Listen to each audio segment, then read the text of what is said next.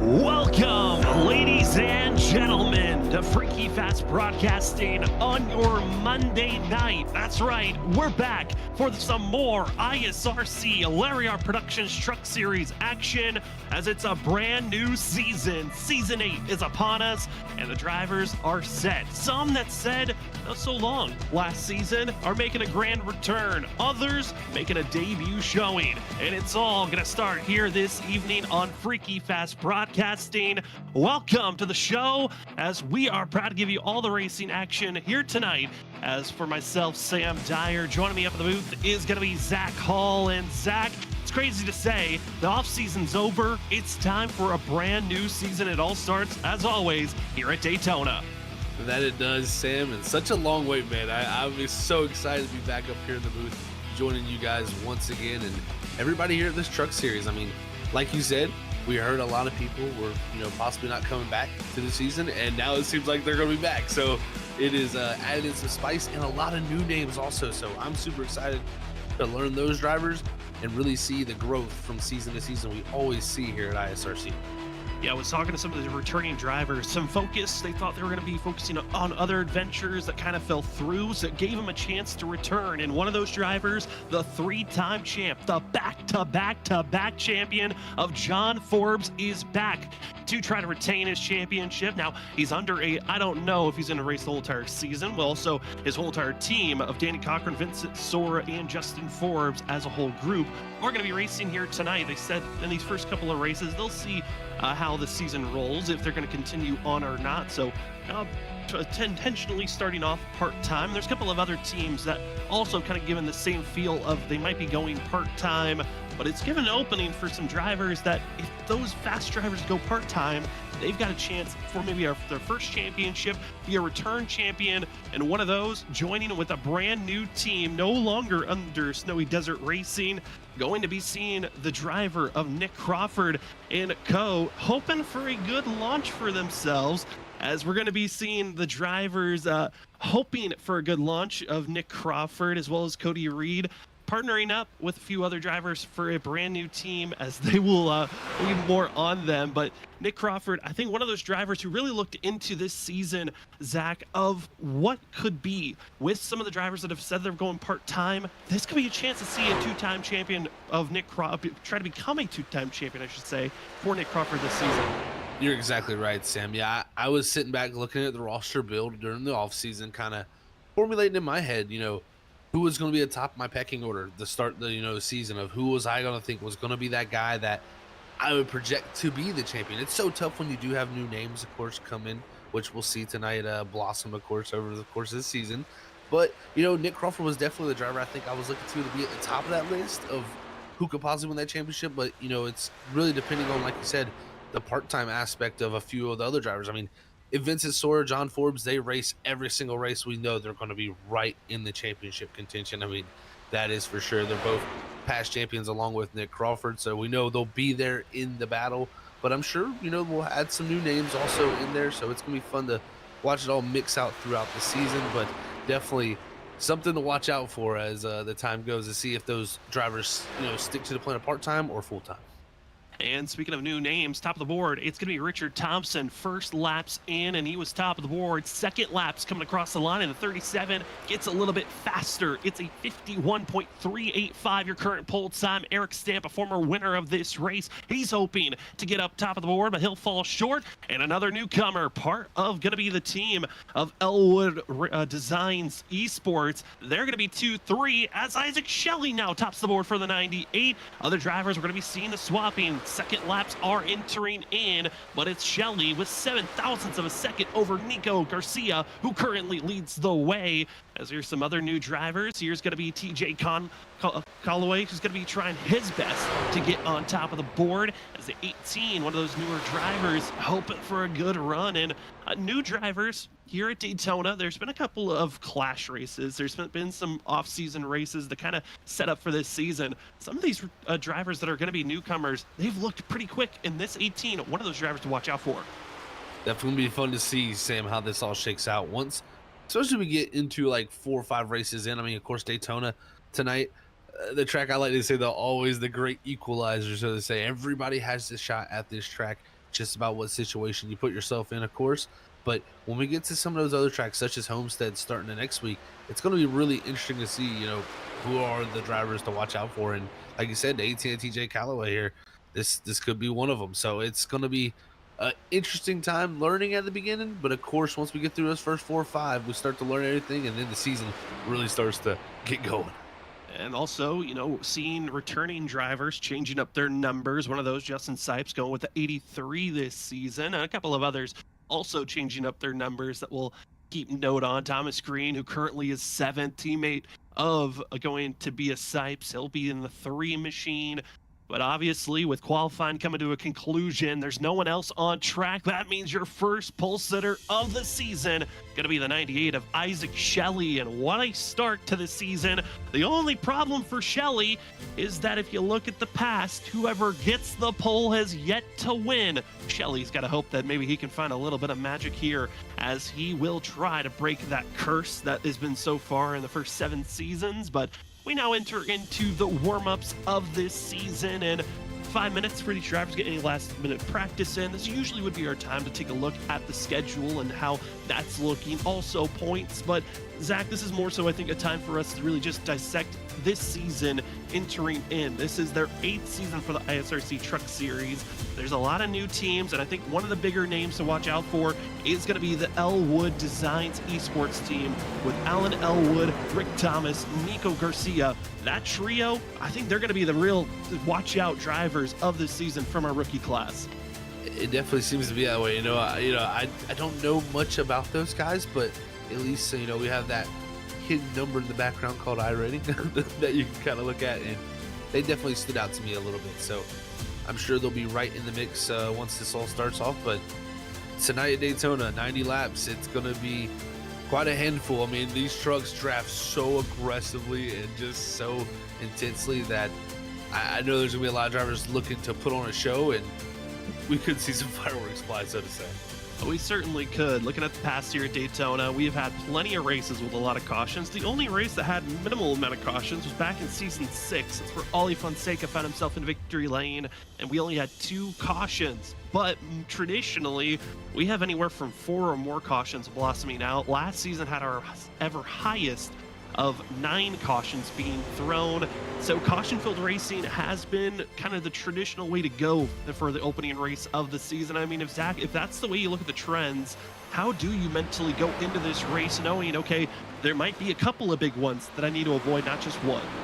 It becomes more of like a survival race, you know, when you get farther into the series and things calm down, you will see less cautions like you're talking about, you can see. But when it's this opening race, I mean, there's 37 trucks out here, so many new contenders, so many new drivers that don't know people's driving style that are going to have to figure that out as the race goes on. So you got to really, I think, take it as a survival race. They're really the first half, you know, get through that first half, because if you don't, you're of course not going to have an opportunity. And that's really all you need to be, is on the lead lap, or at least within the possibility to get back on that lead lap without damage. So I think drivers just need to focus on that survivability, but sometimes it's easy to lose that in hindsight and get a little bit into the race and locked in, and then next thing you know, you're in the middle of a giant wreck that could ruin your night.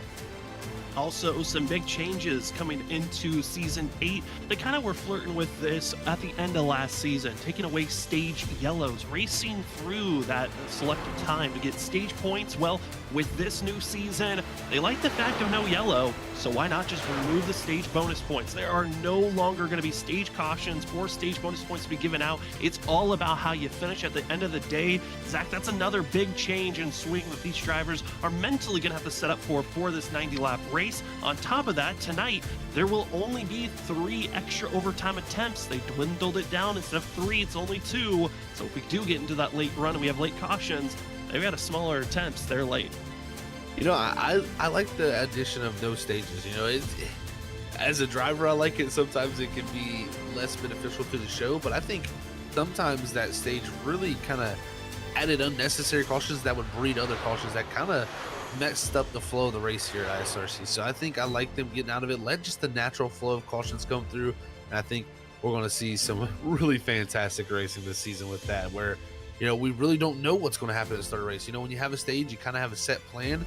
Well, that plan is ever changing when you have 90 open laps ahead of you. So you got to really think about any possible thing that could happen, because one caution in one spot can change every little thing about your certain strategy. Again, thank you so much to everyone that's joining with us here this evening on Monday night. You are watching the ISRC Layer Productions Truck Series on Freaky Fast Broadcast. And again, my name is Sam Dyer. With me up at the booth is Zach Hall. Running production all night long is also going to be Robert Moyer Jr., as we've got some of our drivers to watch out for. I know we kind of got lost in time, but we do have pick'ems. Who are drivers we feel like to watch out for here this evening? And I'm going to go with the risky pick. He's still looking for that first career win. I'm going to go with Martin Morales Jr. in the 91. He's looked fast here in the past. He's looking for redemption. Zach, who do you got here this evening? I'm going to go with a driver I think has had some great, drives at the Super Speedways, and it's going to be the 27 of Jarrett Talmadge here. Is everybody calls him Talladega. Well, Daytona is going to be his home tonight. I think he's going to bring home the dub and get him an early victory here for the 27th. And our third member, like I said, Robert Moyer Jr., his pick, Mason Cassidy. Love the pick, to be seen. And these are all 3 drivers that really have a chance to watch out for on who can be the threat here tonight. As we have finished up practicing, qualifying, the warm-up's done, that means all that we have left is 90 laps to see who will start out Season 8 on the right foot. Want to say also thank you to Layer Productions, Moarcast, and Armadillo Motorsports for being the 3 primary sponsors of the season. As taking the pole for our first race of Season 8, it's the 98 of Isaac Shelley. Behind him, though, going to be the newcomer, the rookie of Nico Garcia in the 78 machine. In third, we find the Season 4 champion of Nick Crawford. Ryan Ferraro wanting to start on the right foot. He'll be starting on 4th place. Also starting behind him, going to be in 5th, we find Richard Thompson, another rookie to watch out for in the 37 machine. In the 99, won't see his number on the side. He's saying keeping with tradition as last season. It's Michael Miller starting in 6th. 7th in the new number, it's the 3 of Thomas Green. Cody Reed going to be showing up here this evening in 8th. He's hoping for a good season for himself, a lot more confidence. Jarrett Talmadge, Zach's pick, going to be starting in 9th. And finishing out our top 10, it's the 5 Dakota Moniz. Starting in 11th, it's going to be the 16 of Joshua Kanata. Alongside him in 12th, it's going to be the 24 of Ali Fonseca, those 2 teammates. 13th is going to be the 4 of Alan Elwood, newcomer to the league. 14th is going to be the 82 of Justin Sipes. With 15th is going to be the 8 of Noah Steele returning back. 16th is going to be the 17 of Mason Cassidy, Robert's pick here for tonight. 17th is going to go to the 53 of Eric Stamp. 18th is going to be the newcomer to 18, TJ Calloway. 19th is going to be Samuel Garcia. And rounding out our top 20 is Sam's pick here tonight in the 91, Martin Morales Jr. Down in 21st position, we find the 71 of Jesse Newsom. And Newsom going to be partnering it up with Mason Cassidy, part of NCM. Watch out how that teammate duo is going to work. In 22nd place position, we find the 44 of Mark LeBreton, who's going to be seeing how well he can run. Also a car chief with Ollie Fonseca in real life, so we'll see how that 44 can run this evening. In 23rd, we find the 00 of Ethan Smith. He feels like this is his true tour back to the ISRC Truck Series. We'll see what the 00 has for this season. Season 2 champion, back in 24th, we find the 46 of Trenton Jump, with Joshua Stovall going to be fan favorite to watch out for back in 25th. Logan Brakey in the 26th position for the 29. Also teammate and team owner of Logan Brakey and Armadillo Motorsports is going to be Tanner Johnson back in 27th for the 23. John Forbes Jr., 3-time winner of this race. We'll see if we can continue on with that streak. Starting in 28th position, 29th is Vincent Sora, and finishing out our top 30 is the 2 of Danny Cochran. Starting in 31st is the 77 of Malik Coates. Alongside him in 32nd, it's going to be the 45 of Justin Smith. 33rd is going to go to Justin Forbes. 34th is going to be Tyler Dingler. 35th, Jesse Thornick. 36th is going to be Cody Smith. And rounding out our 37 trucks here tonight is the 28 of Tyler Horn. I know for the ISRC Truck Series, there's a little bit of worry of what was the field going to look like entering this season. But I got to say, Zach, 37 drivers entering tonight. That is a big field, and I know the league is happy to see the numbers climb to where they're at. The question, though, is how many will survive by the end of this evening, because this is a track where it can be very difficult to survive all the way to the end. And I was talking to the drivers. It seems like the mentality is, let's just be aggressive right from the beginning. I'm not surprised that a lot of the drivers have that mentality. I think it's going to be quite the show once we drop this green flag. But yeah, man, quite impressed with 37 trucks, man. That's a great job by everybody here, the admin team, to, build up over this off season and build their, league right back up. So it's really amazing to see when you reload like this, and we'll see how they unfold here tonight, because this season is about to start right now. A shorter season we will have for season 8, only 14 races. That means you need to be picture perfect from the beginning. So why not start off on the right foot here for race number 1 of the ISRC Lariat Production Season 8. Your Moarcast Incredible 225 is underway. Isaac Shelley, Nico Garcia, side by side across the line. We are green as the engines roar down into turn number 1. Zach, welcome to a new season. Here we are, Sam, down to turn number 1 here at Daytona. It's going to be Isaac Shelley, like I said, leading the way. But the great push from the bottom here from the 74 of Nick Crawford in the 37 of Richard Thomas, as those three almost push ahead of that outside line, with Nico Garcia leading the way. And I was about to say the teammate there of Nico Garcia, Richard Thompson, going to jump up to the top line and immediately look for the lead on the outside here. A former team that we used to watch a lot dominate up front. That was Snowy Desert Racing. You saw a lot of going to be Nick Crawford as well as Christopher Norris back in the day. They wanted to be the control cars leading up front, and it looks like for Thompson as well as for Nico Garcia, they want to be those lead drivers up front, and it's going to be Thompson in a 37 getting his nose ahead of Isaac Shelley in lap 1. Going to go to the newcomer, the debut. You love to see it. Further on back, drivers are going 2-3 wide for themselves, but up front, trying to keep it neat and tidy, even with these bumps that are happening with one another. But it's the inside row, Shelley, who finally gets a nose ahead and trying to clear. And it looks like they're just going to stay down low. And Zach, I mean, we're going to see these runs go back and forth all night long. But the question will have to be, when do you get out of line with your teammate and maybe assist them? Because it looks like it's stay where you're at and hope that you've got the speed. Yeah, that's for sure. That's exactly what it looks like right now. This is an interesting time to see which line 2 is going to be a little bit more dominant too. I mean, right now it looks very even between both, so I expect to see that for majority of the night. And we talked about there being no stage break and no stage points. Well, that lap led for Richard Thomas and Isaac Shelley here, both those leading laps. That's a bonus point that I think is a little bit more valuable now, because there's so many less points out there for grabs. So if you go out there and get a point, a point for leading a lap, I think some drivers are going to try that. As you can see, the shoving going on is Garcia in the 78 really giving his teammate the 37, Richard Thompson, the big push down his back straightaways. We're looking inside the engine. I mean, it is crazy to see, but when you're seeing that camera shot off the back bumper and you're in the engine, that's when they're giving a full push to the driver ahead of them, and they are really willing to give bumps, even in the center of the corner. And I think that's kind of shocking to see. But up front, they know they have to give everything that they can to get these runs moving and move forward, as we're riding on board with Noah Steele. And it's good to see Noah out there on track, the 8 machine, hoping for a good start to the season. We've seen him be a threat to make the playoffs in the past, and right now giving plenty of space. And with being in the middle of the pack, I mean, this is a safe option for the 8 machine. Give space so you can react if there's anyone having issues in front of you. And speaking about issues, it's going to be the 10 machine of Ryan Ferraro trying to get back in line. Everyone else scatters to the apron. They thought there was going to be a wreck. Instead, they got to cycle back in line. And you can make passes under the yellow line, but that was a big scare, big save by the 10 machine, as he almost got spun off the nose of the 99 of Michael Miller.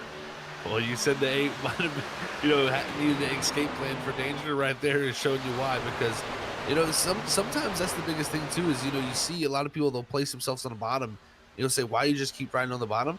It's almost easier to escape sometimes on the bottom. You have all that room to the left if something does happen, to kind of dart off to that side if the wreck does happen. Or if you're on the outside line, sometimes you get stuck and your kind of pathway closes up when those wrecks happen. So you see how fast things happen there with the 10 of Ferrari getting up into the wall, trying to get back in the line, just that contact that was made. But it happens so fast that if you don't have that escape plan, you just got to hope that you're going to get through it at some points.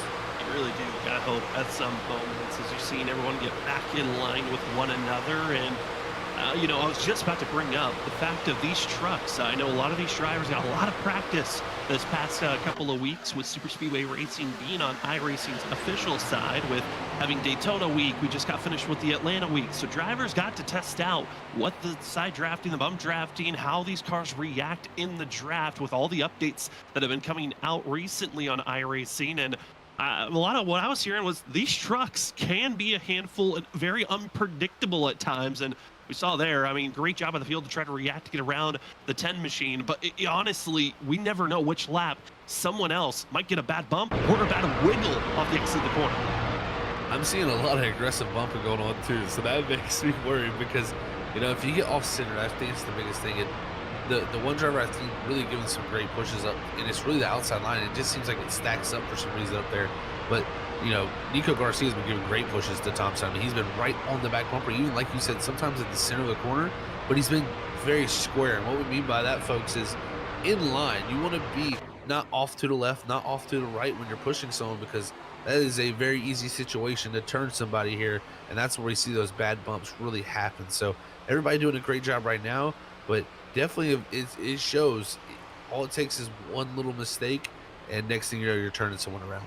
And you might be noticing there's a couple of cars with some odd paint schemes from what they would traditionally run. You see the white and red, that's Michael Miller. Now, if you've watched last season, that's the same scheme he ran, still with no number on it. We'll see if he changes that up. Then behind him in the purple and pink machine, that's Eric Stamp with no number on the side of his vehicle. And then below that purple and pink machine is the 42. That's going to be Joshua Stovall. And Stovall, he was reportedly saying he was having some issues with the paint service to get the right paint on. So he was stuck with the default scheme, and that's what he's going to be running here tonight, but expecting to see the UPS Brown crew out there for the rest of the season moving forward.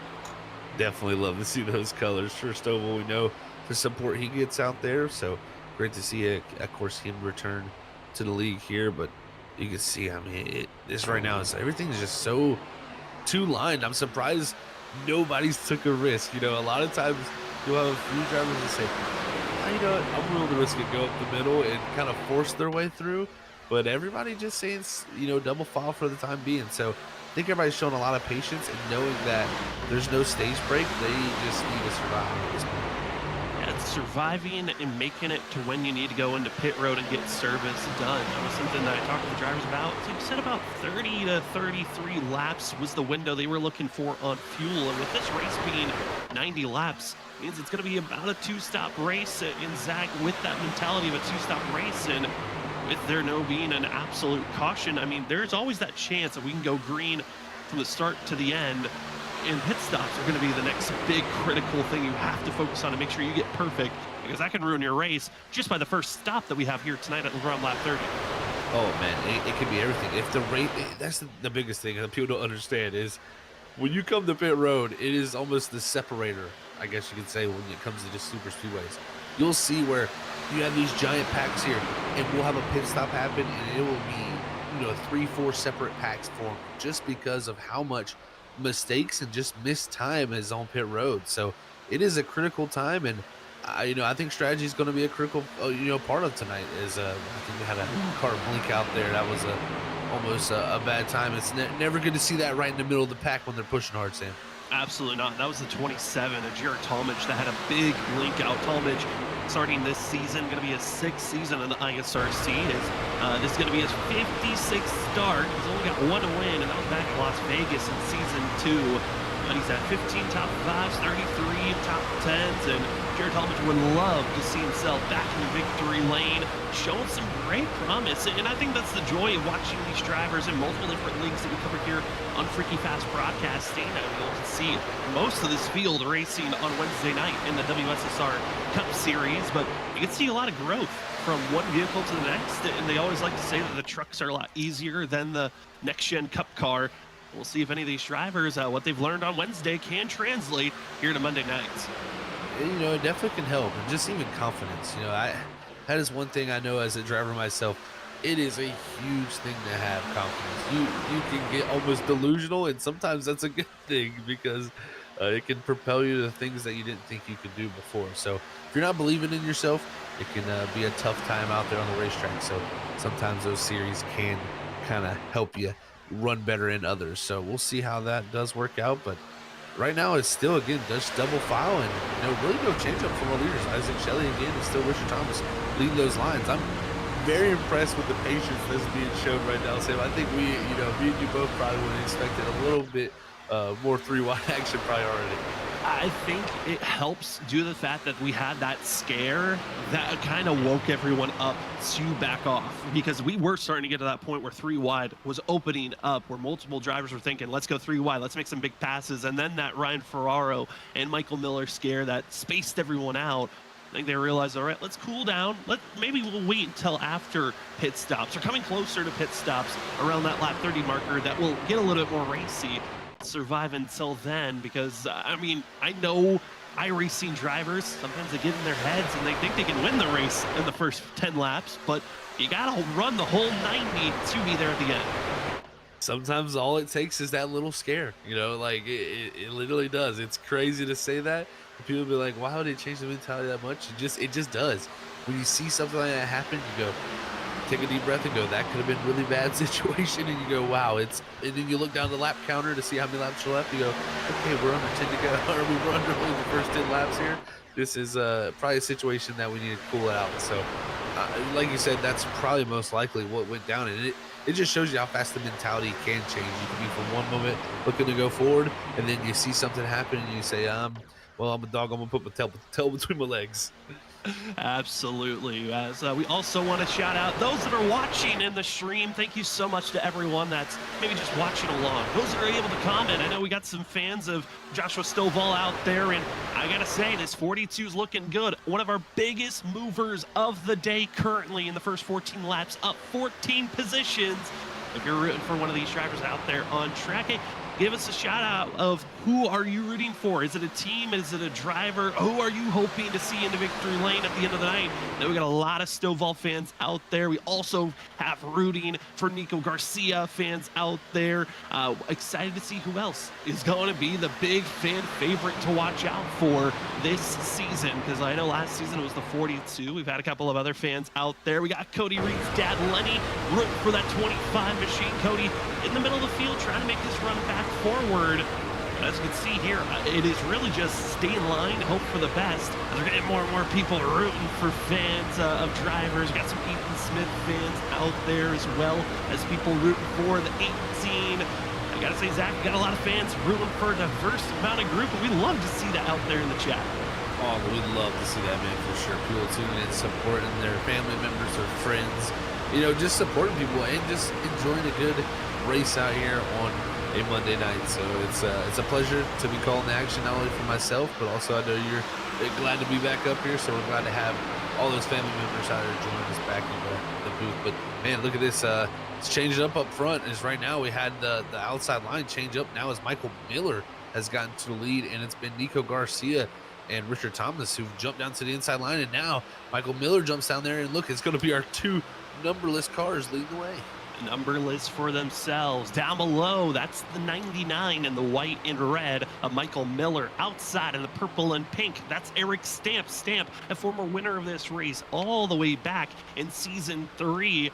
There were a lot of different drivers who thought they were going to win that race, but it was ultimately the 53 that got it done. And we'll see if Stamp can stay ahead, because also what's a little bit of a worry for the field, going to be up front is now the 4 of Alan Elwood, who's trying to get in line with his teammates of Garcia and Thompson. And if those three do get in line, I think they could really control this race in whatever lane they get into. But it's helpful to have the numberless cars leading the lanes that they're in right now. That it does, yeah. The 4 would love to get there in line with his teammates. That's why he's going to push hard here. But oh, look at this. I think we're going to see them drop to the back here. Yeah, the 78 and the 37. So looks like they don't like what they're seeing right here, Sam. They're feeling like they need to drop back, and this could be a little dangerous situation here where they're going to drop back, and it's going to make it 3 wide. As the 37 a little wiggly because he didn't make that transition right.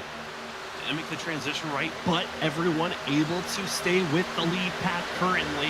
Next driver to watch out for might be the 4 of Alan Elwood. Let's see if he decides to drop to the back once we hit the back stretch, but it's Eric Stamp still leading the way on the inside, having the 4 on his back bumper, but new driver going to be leading the outside row. That's the 24 of Ollie Fonseca. Ollie, winner of this race back in season 6, only led 3 laps that day. He would love to lead a couple of more early on here for season 8 for himself, as he's got the help of going to be TJ in the 18 right on the back bumper of that 24 on the outside, but the 4 does stay attached to Eric Stamp, so it doesn't look like Elwood wants to drop the back to his teammates. He'll linger up front for now. Definitely interesting call from his teammates there to drop back, but Elwood, like you said, going to stay there on the bottom, but Fonseca up top there getting the push from the 18 of TJ Calloway. It looks like that's going to be almost enough to get him the lead here, just not enough that lap though. Stamp still going to remain in that top spot, but I think the 24 this time around might have a better opportunity as the 18's giving him a pretty good push. But Fonseca, kind of a question mark for me this season because, had a tough one last season, but I think he's a driver that could rebound and really have another breakout season because, he was on the cusp of, really almost winning a championships at a few moments there. And it just seemed to go sideways there for a few moments. But I think this season, if things can start early good for him, I think that's going to be important for this 2014. Yeah, I know for Ollie and a lot of drivers, they kind of had to take a step back these last few seasons because of real life kind of getting in the way, kind of taking away their practice time that they used to have in previous seasons that enabled them to go for those championship runs. And talking to Ollie, really felt like maybe this season he could put a little bit more practice time in, go for a chance for another championship surge. That's kind of the same mentality of Cody Reed for the 25 on the fact of, hey, I've got a little bit more time to focus on practicing so I can go for those attempts of a lot more wins, as it's now the Purple Crew leading both lanes currently. And Alan Elwood, he is really mastering on getting on the back bumper of that purple and pink machine, but giving space through the corners to keep that engine in a little bit more of a calmer state, because he's giving massive pushes on the backstretch, but it's giving space to enable those engine attempts to cool off so it doesn't blow after just 2 laps. He's really doing a great job, like you said, where he is pushing on the straightaways, but he pushes them far enough out in the corner where he's got enough room to really breathe that engine. So that is exactly how you want to do it. I mean, if you, of course, stay glued to the bumper, it is more speed around. But like you said, you'll just climb the engine temperature. Then at some point, you're going to have to stop. But if you can periodically just get to the back bumper, especially on the straightaways here, then get off in the corners, I think that's going to be the more optimal way to do it, especially to keep those old temperatures down. As we might have a truck getting stuck in the middle here. This could be a sticky situation, but looks like that truck gets back in line. I'm not sure which truck that was there. Hopefully drivers getting fixy there for a quick moment, as seeing everyone giving space, able to get back into 2x2. And I was just about to bring up, I'm curious on what these drivers are thinking, because usually in the past, this is the time that you would press and go forward, because this would be the time that we'd have our traditional stage end. Some drivers think it's go time. Let's try 3 wide up front, as we're going to be seeing the 82 of Justin Sipes as well as Thomas Green. They don't want to wait anymore. They want to be in control, and they're going to force the issue on the outside. Ollie Fonseca with the block. He does not want to be the driver that loses the lead position, and it completely leaves the 18 on his own in the sucker hole in the middle. Ollie gets Sipes, gets also Thomas Green, also Talmadge, and that outside row of Planet Sim Racing is trying to move forward, but Ollie's getting a little bit dangerous. The side drafting's getting exciting, and Zach, that 18 has 0 give up. He still fights to stay inside of the top 5. He got lucky that 24 blocked that outside line there. That really checked up that outside line's momentum. That allowed the 18 to side draft his way back through and just really keep fighting with nobody in front of him. He's kind of just using the draft off to the left and off to the right of the trucks that he's getting. And TJ Calloway doing a great job with no help right here. I mean, continues to just side draft his way forward, and he's pulling both lanes back. The 18 by himself almost had a nose ahead, but now the momentum, the bump drafting, that's what enables Eric Stamp to just pull away, and Ollie Fonseca left on his lonesome on the outside, and that is not where you want to be if you want to try to hold position. And instead, it's going to be Planet Sim Racing, Sipes, as well as Green, and Jared Talmadge going to get by the 24, and Michael Miller now going to be the new lead driver on the outside. as that numberless red and white machine tries to get rolling, but the inside row, a little bit of a scare there, Zach, as the 4 got out of line for a quick moment, kills all the momentum, and now it's Miller leading by quite a charge. Big wiggle from the 4's push to the back bumper of that 53 that really got that truck sideways and checked the inside line up. But they did a great job through 1 and 2 there. Used the shorter way around, and just look at the push from the 4. Just so well connected there. Down the back straightaway perfectly, but a little wiggle from the 53. He gets off from here in the corner, allows him to kind of gather it up, and then he'll hope to get back to the back bumper. But definitely a moment there for Eric Stamp as he was getting the push from the 4, who's been given great pushes, but that triangle area is right where the exit of where it happened to him can be a tricky spot to push. We are 24 laps. Now we'll start lap 25. And Eric Stamp still leads the way with Alan Elwood on the back bumper and trying to be the control vehicle. But looking at the rest of the field, they really are starting to single file out further on back. And with us creeping closer and closer to lap 30, this is that time, Zach, where you want to find your friends, find your allies, and prepare for pit road. That you do, yeah. This is looking like everybody's doing that, and it was wild there for a moment. You know, you go 3 wide for a few laps, then everybody kind of goes, well, we need to get in line here if we're going to decide to do this type of pit strategy. So we'll see what happens here. But yeah, you can see everybody just trying to fight to get to that bottom groove. Trying to fight to the inside. Some might decide to stay on the outside groove and find some friends and allies and get further up ahead. Maybe able to have some spacing and better positioning for when you go into pit road. If you make a slight mistake, maybe you can still salvage to stay in the draft, and that's why we're seeing our top about 8, 9 drivers still fighting. This is the battling going on further on back around 19th and 18th at the moment, and seeing the 5 as well as a few others attempting the outside row. Noah Steele in the 8, staying behind Cody Reed and willing to just stay in line currently. There's going to be Jesse Thornock in the 20. Jesse, late last season, I mean, made a couple of really good qualifying runs, hoping to maybe make a swing in his racing ISRC path of trying to go for a playoff push potentially this season. Going to need a lot of help for himself, but at this current moment, starting to see some more drivers willing to go to the outside and make the moves to close up and have that better track position as we're getting closer to pit road. That it is, yeah. There's a lot of people trying to, you know, this could be a time where you can gain those spots because everybody's trying to get to the inside. So if you want to get a little bit better track position, you can jump to that outside, hopefully find your way down to the bottom. And I'm interested to see, you know, how far will these drivers look to stretch it, because if you can stretch it a little bit farther, you can take a little bit less fuel in that last stop.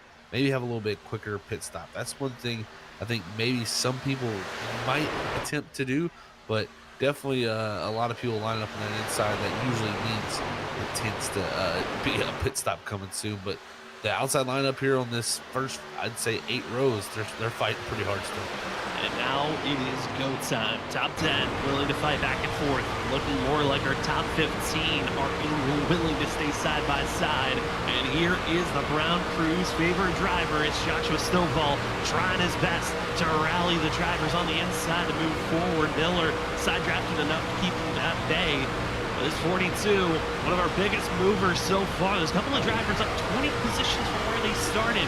That Stovall also tied with Vincent Sora, who's up 20 spots. Justin Forbes up 20 spots. Justin Thornock up 20 spots. But it's Stovall, the furthest up currently instead of our top 5. And once a couple of more positions before pit stops are calling. And we are now within 4 laps. Anywhere in these next 4 laps, expecting the field to start to fan out and head to pit road. Got that. We are into 42, man. He was one of the best super speedway racers and one of the most aggressive ones last season. So no surprise to see him back up here making big moves and climbing up that leaderboard. But let's see how this shakes out now. It's going to be that 42 who pushed the 44 to the outside. The 44, Mark is going to be on that outside line. Now he's going to have the help of Michael Miller there. The outside just is deteriorating slowly. You know, there's a couple trucks up there, but it's nothing really too strong right now. If you're a fan of the 44, Mark Libertone, watch out. He's got a great pusher behind him. The driver that pushed Joshua Stovall to victory lane the last super speedway we had. He's now right on the outside trying to get Woo this 44 forward, but they just don't have enough momentum and left out on his own. The 44's open to side draft the best that he can, maybe find an opening to drop down low because all friends and allies have disappeared. And the battle up front, it's now get in line as quickly as possible. They are just, it seems like one moment they want to fight for the outside and then they just want to get in line. But now look, 42, he jumps to the outside here. Push from Michael Miller, who wasn't able to get the 44 up there. But here comes the 42 with the shove from Michael Miller. This might be enough to get him at least to lead a lap in that bonus point for the 42 team. Seeing everyone still on track. A couple of trying to poke and see. Is anyone thinking about pit road? No, they all stay on track. No one willing to make a stop just yet. All 37 drivers that took the green, all still attached with one another in the draft. No one has lost this lead pack just yet. They're a little bit more spooled out because of being in line, a single file majority of this field. But I gotta say, Zach, 31 laps in and everyone's still attached to the draft. This is impressive by the field because it always seems like in every league that we watch, there's always one or two drivers that are left on their own. But the two drivers that are going to be the biggest threat all season long, it's Vincent Sora, John Forbes, two truck tango on the outside, two in the middle, it's Stovall and Miller, and on the inside it's a little bit more of a trio, three wide, cross the line for the lead, and it's too close to call. I think it went to Vincent Sora, but these final laps before pit stops, who wants that lap led? And John Forbes puts down the fastest lap of the day. I think that was almost a test. You can see right here they're going to lift, and you'll probably see them drop back here a little bit as maybe they'll look to get in line, but Vincent Sora did get that bonus point for leading that lap that time around, 9 thousandths of a second over Joshua Stovall. So got the bonus point. Wouldn't be surprised if, maybe Forbes tries to do that attempt here later too to get him a lap led, but we'll see how this works out. But that was just showing how fast you can go as a two-car tango. And willing to make the big moves as now drivers get in line, trying to find their safety. And it's going to be Alan Elwood dropping to the inside, but he's all on his own. No one else is with that Ford machine except for his teammates that are all the way in the back. The three drivers, the three teammates from Elwood Designs Esports, they've got to get themselves together quickly, but it's going to be a little bit of a trek to get all three drivers in line with one another. That's exactly right, Sam. Yeah, those, especially the back two of Nico Garcia and Richard Thompson, they have to make sure they have a great exit out of their boxes here. They cannot be lollygagging because, Elwood is going to be waiting up for them, and they need to get all three of them gathered up quickly. And I can tell you right now, they're leaving pit road. There's a huge gap between the three of them. So it's going to be a loss of time, in my opinion, pitting that little bit of trucks. But here we come. There's going to be more trucks.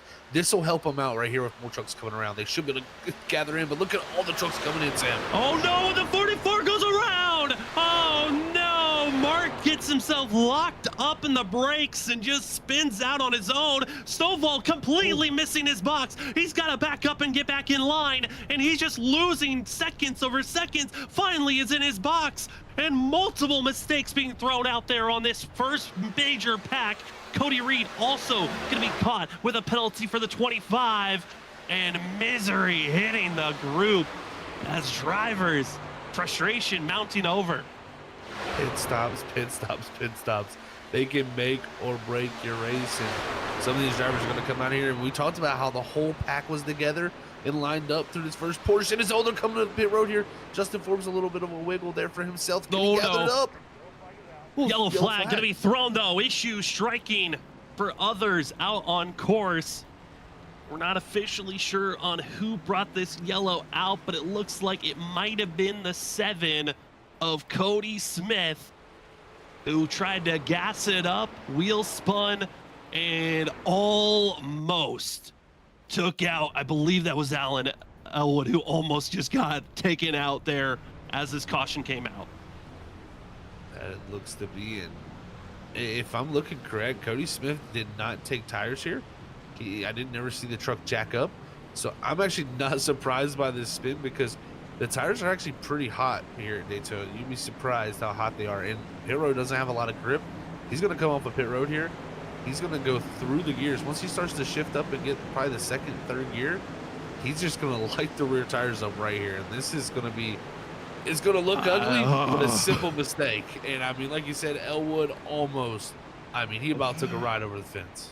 Yeah, that was terrifying. And one driver who's happy to see this caution going to be Cody Reed, who's got a black flag penalty after getting an unsafe pit entry penalty as he was trying to go in. Here's a ride along though with Elwood. I mean, you're just riding, and again, he was off pace from his teammates that he wanted to go in pit road with, and this was a scare, this was a worry, and this has been a thing that we've seen from Cody Smith before, of simple mistakes happening and giving big scares, and whew, almost had a Cody Smith moment there.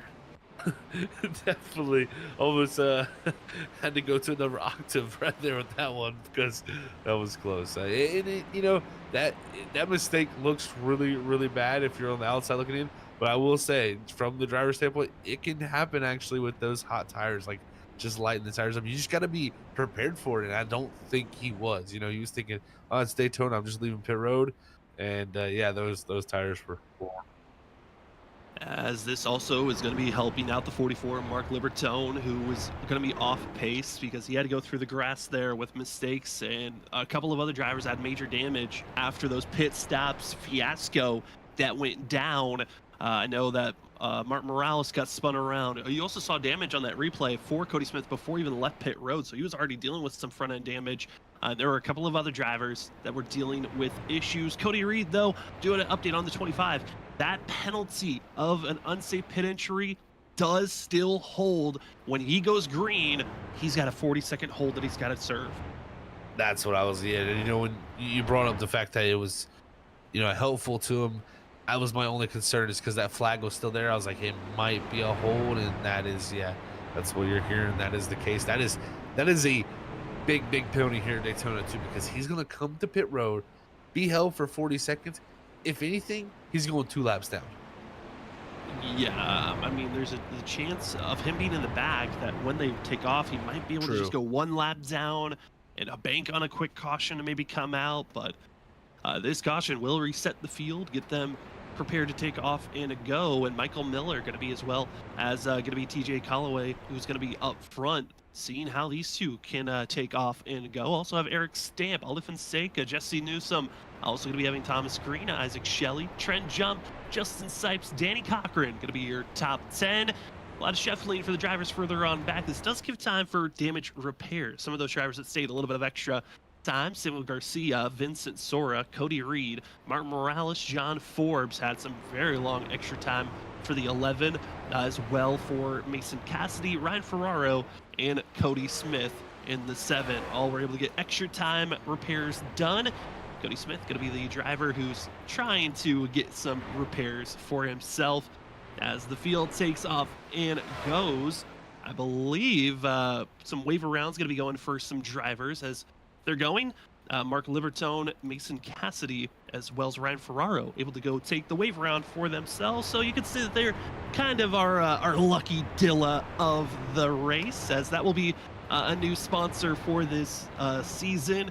Drivers that get what was formerly known as the lucky dog, or getting a wave around when you're 1 lap down, your first driver 1 lap down. When a caution flag comes out and you don't have an incident point awarded to you, you're able to get that lap back, and you are our lucky Dilla. So I'm not sure who officially got it, but we do have 3 drivers that are going around. Again, that's the 44 of Mark Libertone, Mason Cassidy, and Ryan Ferraro. But up front, Zach, they're stacked up, about to be going this time by. I'm curious on how this restart and mentality is going to switch, knowing that we technically have just 1 more pit stop to go before this race could be over. It's wild to say that, like, you know, the pit stop, I mean, the caution comes out and it is right at, like, the pit stop point. So really, like, nothing really has changed here. So this is just going to be reset them, re-rack them, and a lot of people who are going to be saying, that was my mulligan, so to say, to get me back in this race, because a few of those people had some bad moments there on entry at pit road. They're going to be saying, now, got 1 more pit stop to go.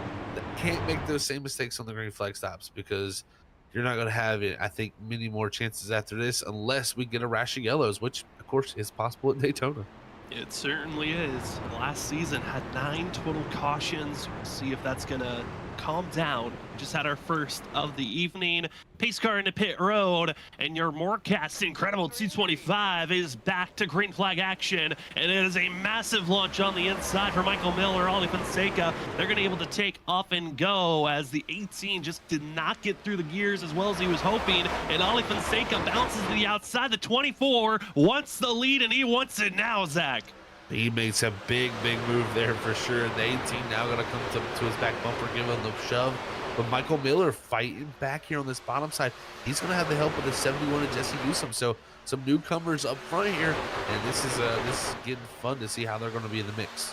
How well will they run? Also moving up to the outside, drivers to watch out for. They're trying to get in line with one another. Ollie Fonseca in the 24, as well as the 74 of Nick Crawford, part of Cannon Fire Racing. That's Joshua Kanata, Ollie Fonseca, Cody Reed, and Nick Crawford able to team up and see how well they can take off and go this season. As Miller, Fonseca, that was a close one to the line, but it's Fonseca who continues with the momentum on the outside groove to keep that nose ahead. But coming up to 40 laps into this race that is going to be completed, these drivers know there's still a long race. We're not even halfway, Zach, and I think the field recognizing we can get aggressive, but just like what we saw from Vincent Sora and John Forbes, there's still plenty of time to test out and practice moves that you might make later on.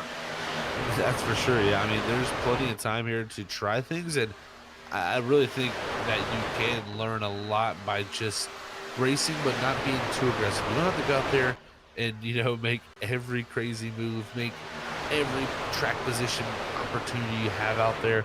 But I think there is chances to go out here and at least experiment right now and just say, all right, what kind of pushes, what kind of side drafts can I get here, and have that in your back pocket for maybe a late race restart or a late race battle that you have to the trigger final. So we'll see who can learn what here. But right now, Fonseca was able to take control, jump to the bottom. Now the 18 is going to have the push from the 53 Eric Stamp, and a few of these guys up here doing some really good jobs to stay right up front. Update on Cody Reed, who had that holding penalty. He did come into pit road, and for the 25, he's one lap down, but is by himself. Only a mere, I'd say, 15 seconds ahead of this lead pack. So Cody Reed will be caught in the next 3 to 4 laps. So he needs a caution quick. Also another problem for himself. Cody Smith also 1 lap down and would be awarded that lucky dog, or I should say lucky Dilla award, if we do get a caution and is not involved in that incident. Up front, drivers are willing to go side by side, put on a show to our top 15, about our top 20, I should say, all in this lead pack, trying to pick and choose where they want to go and who's willing to go 3 wide, because it looks like 2x2 is the way we're going to stay for quite a while. It looks like it's starting to heat up a little bit. More trucks, more energy, everybody pushing a little bit harder here. It's like we get to that point where, I think what happens is you ride around, you get a little bit bored, and you go, let's go race for a little bit. And you get these little bit of mix-ups here with these drivers, and got some other new names showing up there. Nick Crawford, you got Tyler Dingler up top there, but there's a truck there, almost got to the inside of Tyler Dingler back in that 19. But he's about that 3rd truck in the outside line back there around that 12th position. So, some drivers mixing it up and starting to come forward here that we're running in the back. Continuing to fight as much as they can. We also have another driver that's lost the draft. It's included for Mark Libertone, who's going to be struggling on pace. I think the damage might have been improving. Has kind of matched over what he would be dealing with. So only 34 drivers on the lead lap, still in this lead pack. 35 are attached to the draft because Cody Smith is in the mixture here. But up front, it is TJ Conaway who's going to be up front with Eric Stamp, and Stamp really putting on a show for that purple and pink machine. No numbers on the side, but 53 on our ticker. And I gotta say, Zach, this is looking like Stamp of old, the driver that got himself in a victory lane back in season 2. But watch out, we got a lap car in front of us. How will you avoid? How do you get around? And where will Cody Reed place himself with drivers that are 2x2? And it looks like he'll stay high. So that means everyone else get ready to squeeze, get down low to that yellow line. No, he goes dropping down the apron. You'll love to see that from Cody Reed, getting out of the way and just letting the field race on. Very respectable move there from Cody. And, I think the biggest reason for him to do this too is I hope he can get in there and at least get on the draft with these guys. You don't want to see him lose the draft again here. I don't think he's actually going to hang on. He kind of stayed on the apron there for a while, and understandably he's 2 laps down, and I think that's why he didn't really want to play, that guy that just like holds everybody up. But it's unfortunate because it does look like he's not going to hang on to the draft, so he's probably going to go 3 laps down if they stay green here. As moving up front, it's going to be DJ in 18, kind of forced to go down low. As Thomas Green switching numbers to the 3 this season, as he will rip the top. He's got Nick Crawford on the back bumper, and that outside groove is moving. As Green, Crawford able to make the pass. Also going to be clear is going to be Isaac Shelley, and as you see on screen right on board, Tyler Dangler. Tyler, one of the drivers that enters here tonight with the most starts career-wise of anyone in the ISRC Truck Series, one of the owners and founders of the Truck Series. And Tyler enters as this race is the 126th start, still looking for his first win. He's got a career of 3 top 5s, 21 top 10s. And curious if Tyler can finally get himself a victory lane. Last season, he had multiple opportunities. I think back to Michigan, I think back to Talladega. Tyler was right there with a chance in all 2 of those races where he was inside the top 5 with just 20 laps to go. Also, I think back to last season here at Daytona, he was there late until he got disconnected. So this 19 is a driver to watch out for at Super Speedway Racing. As broadcasters, we're not supposed to show like our bias, in people, right? But I gotta show a little bias here for Tyler Dingler. Like, man, if he could go out there and win, I think there's only one other guy out there that I kind of put on that same pedestal of like, I want to see him win so bad, and that'd be Martin Morales Jr. Those 2, man, if they could just get a victory, it would be amazing, amazing moments. So a little bit of bias showed there for me, but can't help it with how long they've been here in the series, and just it would be such a great moment, I think, to see. Oh, absolutely. I mean, both of them have had chances. I think if Martin, he had that one chance at Las Vegas last season, 2 seasons ago, where it came down to the white flag, and he found himself getting spun around off the nose of GT Rosari. And it's just, there's been moments at times, and curious on when that win might finally strike for themselves. And usually it's at super speedways that we see those first career wins happen, but tonight be a magical one for those drivers. One driver though that is not known, I mean, he's known for getting to victory lane, but feels like he's not fast at any of the tracks that we go to. Our season 4 champion of Nick Crawford currently leads this race, and Nick is one of those drivers that you come into a season and you just know he's gonna be up front. But Zach, it's strategy that helps the 74 get into victory lane. With his 12 career wins, he's hoping to get 13th, maybe here tonight.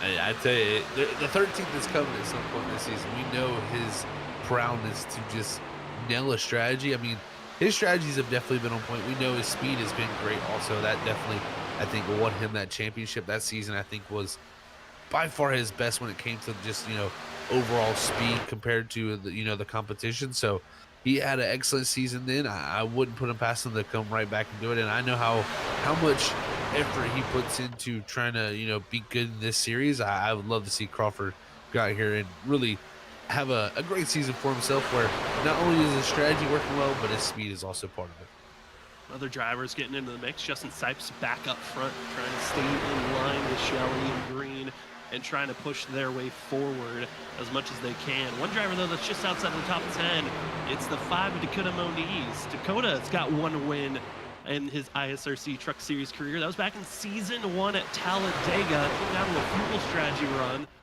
Right now, he's starting to poke the nose and try to make a move. Is Jesse Thornock going to be the driver that's trying to figure out where to go? A little bit of blinking action there for a quick second, and they're going to continue to stay 3 wide as Moniz and Dangler almost get into one another. Also a driver that's blinking. It's on the inside. That's Eric Stamp with a quick blink. It's kind of scaring the field and tricking them for a quick moment, but Dakota Moniz, Joshua Stovall, they made a power move there through the middle.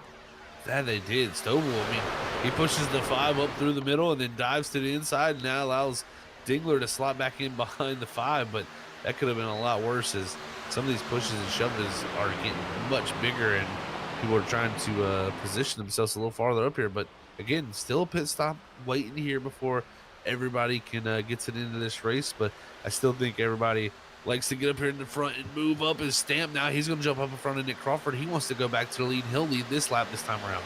Eric Stamp, he's a lead driver. That is where it seems like his comfort zone has been so far here tonight, at least in the first half. We are officially into the second half of this race. 50 laps have been completed, and gotta say, it has been fun to watch the action back and forth. Where will you go? Well, they've been 2 by 2 for most of this race. Starting to heat up, starting to get a little bit more wiggly as bad bumps on the inside, losing the momentum as they try to get realigned. I gotta say, this racing action has been fun to watch, but for us up in the booth, I think this might be a time for us to take a quick break before these drivers really start to get crazy up front. They're 2 by 2, but don't worry, you won't miss a thing because we'll be 2 by 2. We'll go side by side watching the ISRC Lara Productions Truck Series. You're watching the Moarcast Incredible 225. We'll be back right after this for more Daytona action.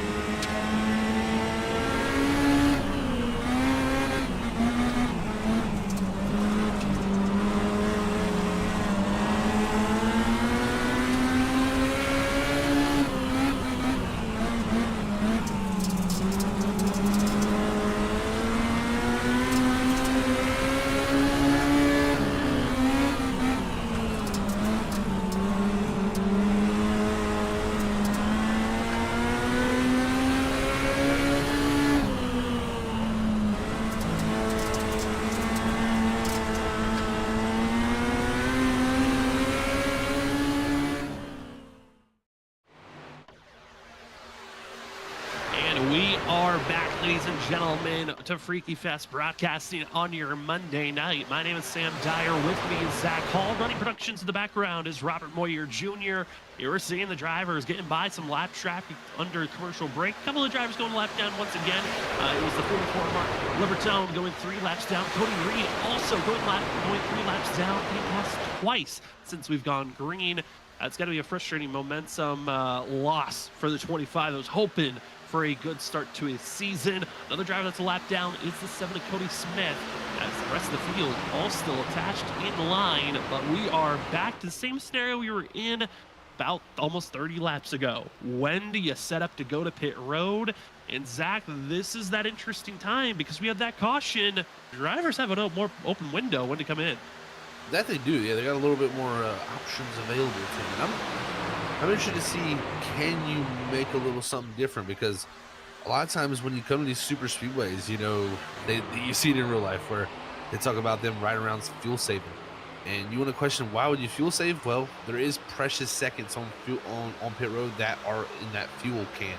So I'm interested to see, can someone save a little bit? Maybe, you know, the ability, because I know a lot of people came down even when that caution came out, even if they had pitted before, and just top the trucks back off. So it'll be interesting to see when people do elect to come down, so to say, here. But, you know, that window would probably open up here in the next 2 laps for them to, you know, make it to the end.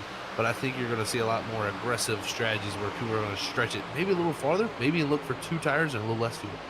And who in the back will be willing to make some moves? Do you make it now before pit stops, or do you wait until after the pit stops are done as another fastest lap of the day pops up? That's going to go to Nico Garcia all the way back in 29th position around his teammates. Going to be of that Elwood Designs Esports team. That's Alan Elwood in the 437 of Richard Thompson, as well as Nico Garcia in the 78. That trio now in line, and a much better position, I would say, as a team, setting up for this pit stop than they were the last, when they were all spread out pretty openly throughout the field.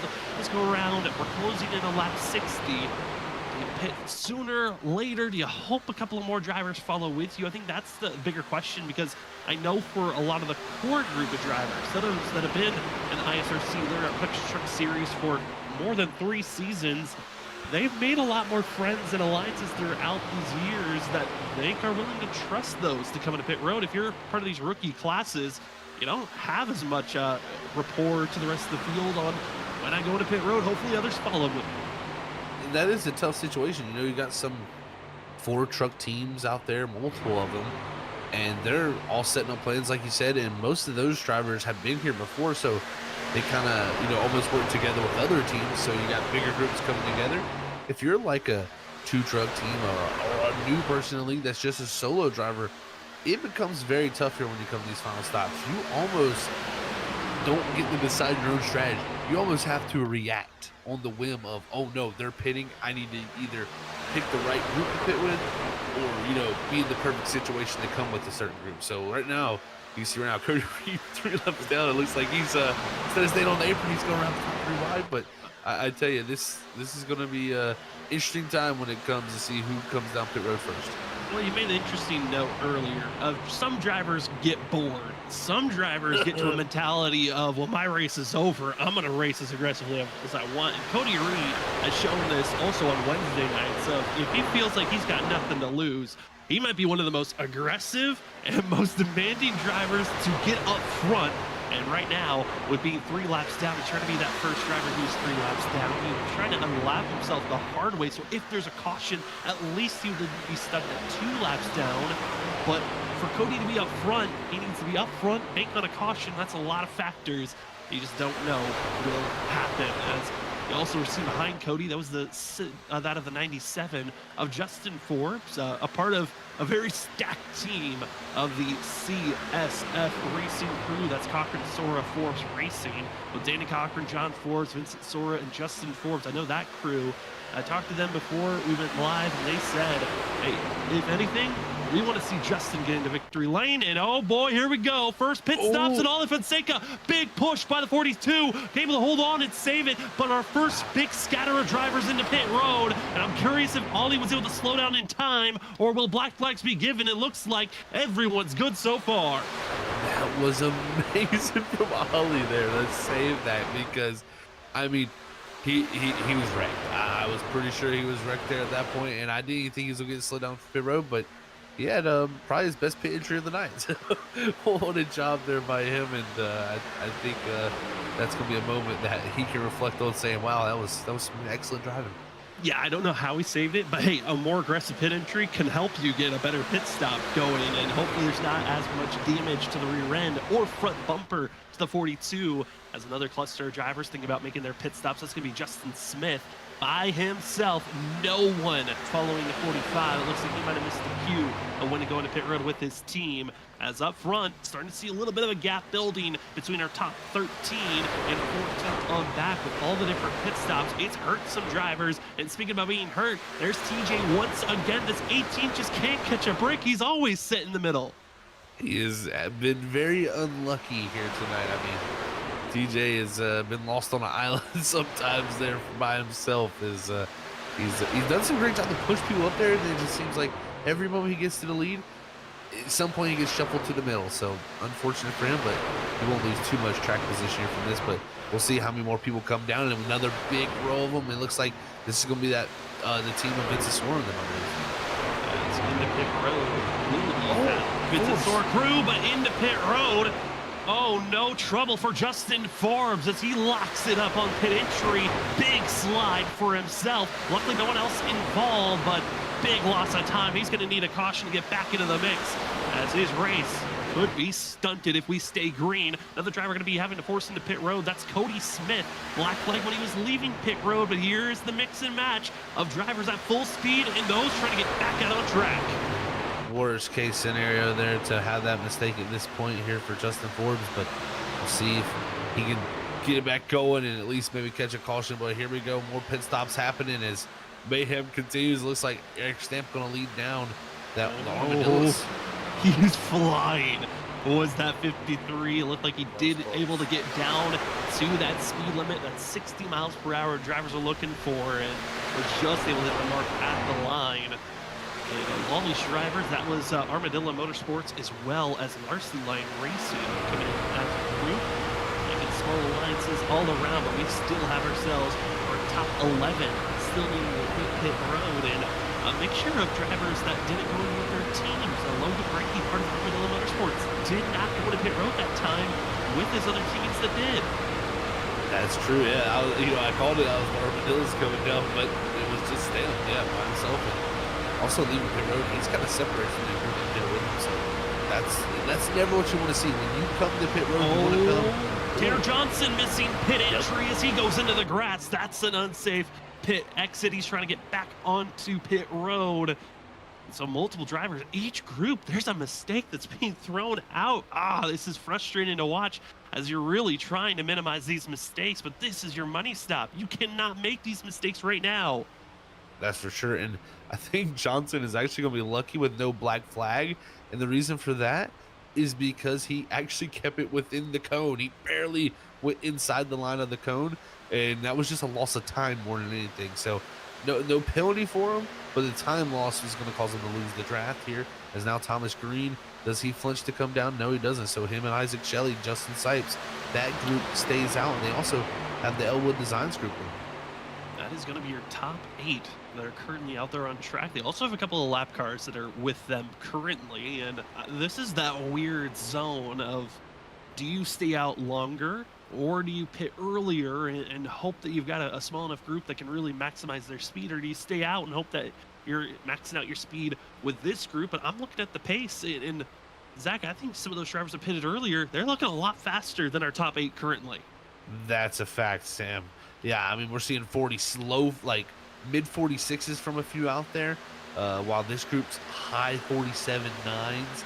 That's not going to cut it. You're going to see multiple seconds lost here. So now they do come to pit road. This, yeah, they had to, so to say, stop the bleeding. Oh No, Truck's and hot it's there. Jared Talmadge does not go into pit road. He stays out by himself, and he's got no other drivers that need to pit with him. He's going to be by himself. Looking at other drivers, there was no black flags given. That was clear for everyone that made it into pit road. Wow, everybody did a good job of getting slowed down because that is, no, a mistake there. I think I believe that was Sipes. Yeah, there is. He's gonna have to back up. But yeah, Talmadge there not getting to pit road. He's looking at a few lap trucks with him, but I think he's lost so much time through all this that when it does cycle through, if he pits this time, he's probably gonna be by himself once again. Excuse me, actually, that was actually Isaac Shelley that slid through, but yeah, he will be able to stay at least with other team members. And now into pit road, it's going to be Jared Talmadge on his lonesome, the loneliest ride. Luckily, he did have other cars around him, so he didn't lose a lot of speed. You're hoping that maybe you're picked up by a group once you're done with this pit stop, as now we're closing in with 21 laps to go. And Zach, what do you got? There's a big pack with Danny Cochran there. They're all three wide down the back straightaway. It is, I mean, it's going wild as their trucks get up to speed. There's a wreck going around as Fonseca goes around. Ollie Fonseca, another big save for himself, but they're not getting the wall. Also going to be picking up Sipes, Shelley, both going to get major damage for themselves.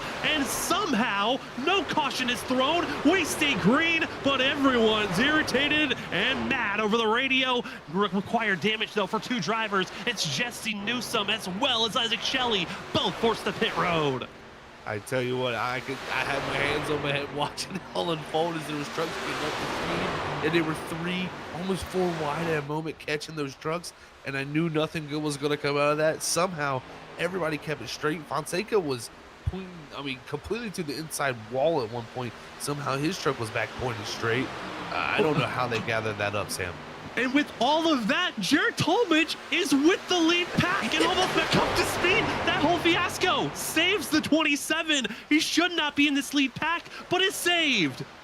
How is this even possible, man? I tell you, that just shows you how much really they lost out of all that, because that was a wild moment. And Talmadge, I mean, he was all by himself. He was even behind the other group that is, way behind this group. So this is great for the 27, unexpected, but this group here now is going to be our front group till we see a yellow. This could be the group that battles out for the win unless they can get their stuff together and catch them from behind. As we are going to be having multiple different packs now out on track. We've got this lead group that you see on screen. This is your top 9 in this group. Danny Cochran, Vincent Sora, Malik Kuntz, John Forbes, Nico Garcia, as well as Richard Thompson, Michael Miller, Thomas Green, Jared Talmadge. They also have the lap car of Justin Smith in the mixture. I'll fall back to the pack number 2. It's being led by the 42 of Joshua Stovall. No, going to be Noah Steele, Eric Stamp, as well as Mason Cassidy, Ollie Fonseca, Moniz, Chris Zipes, as well as Trenton Jump. Then behind them is a grouping of 2 of Ethan Smith and Alan Elwood that are on their lonesome, trying their best to catch up, but I think they're going to be ran down and caught by what will then turn into the third group of Joshua Kanata, Breaky, Tyler Dangler, and Nick Crawford.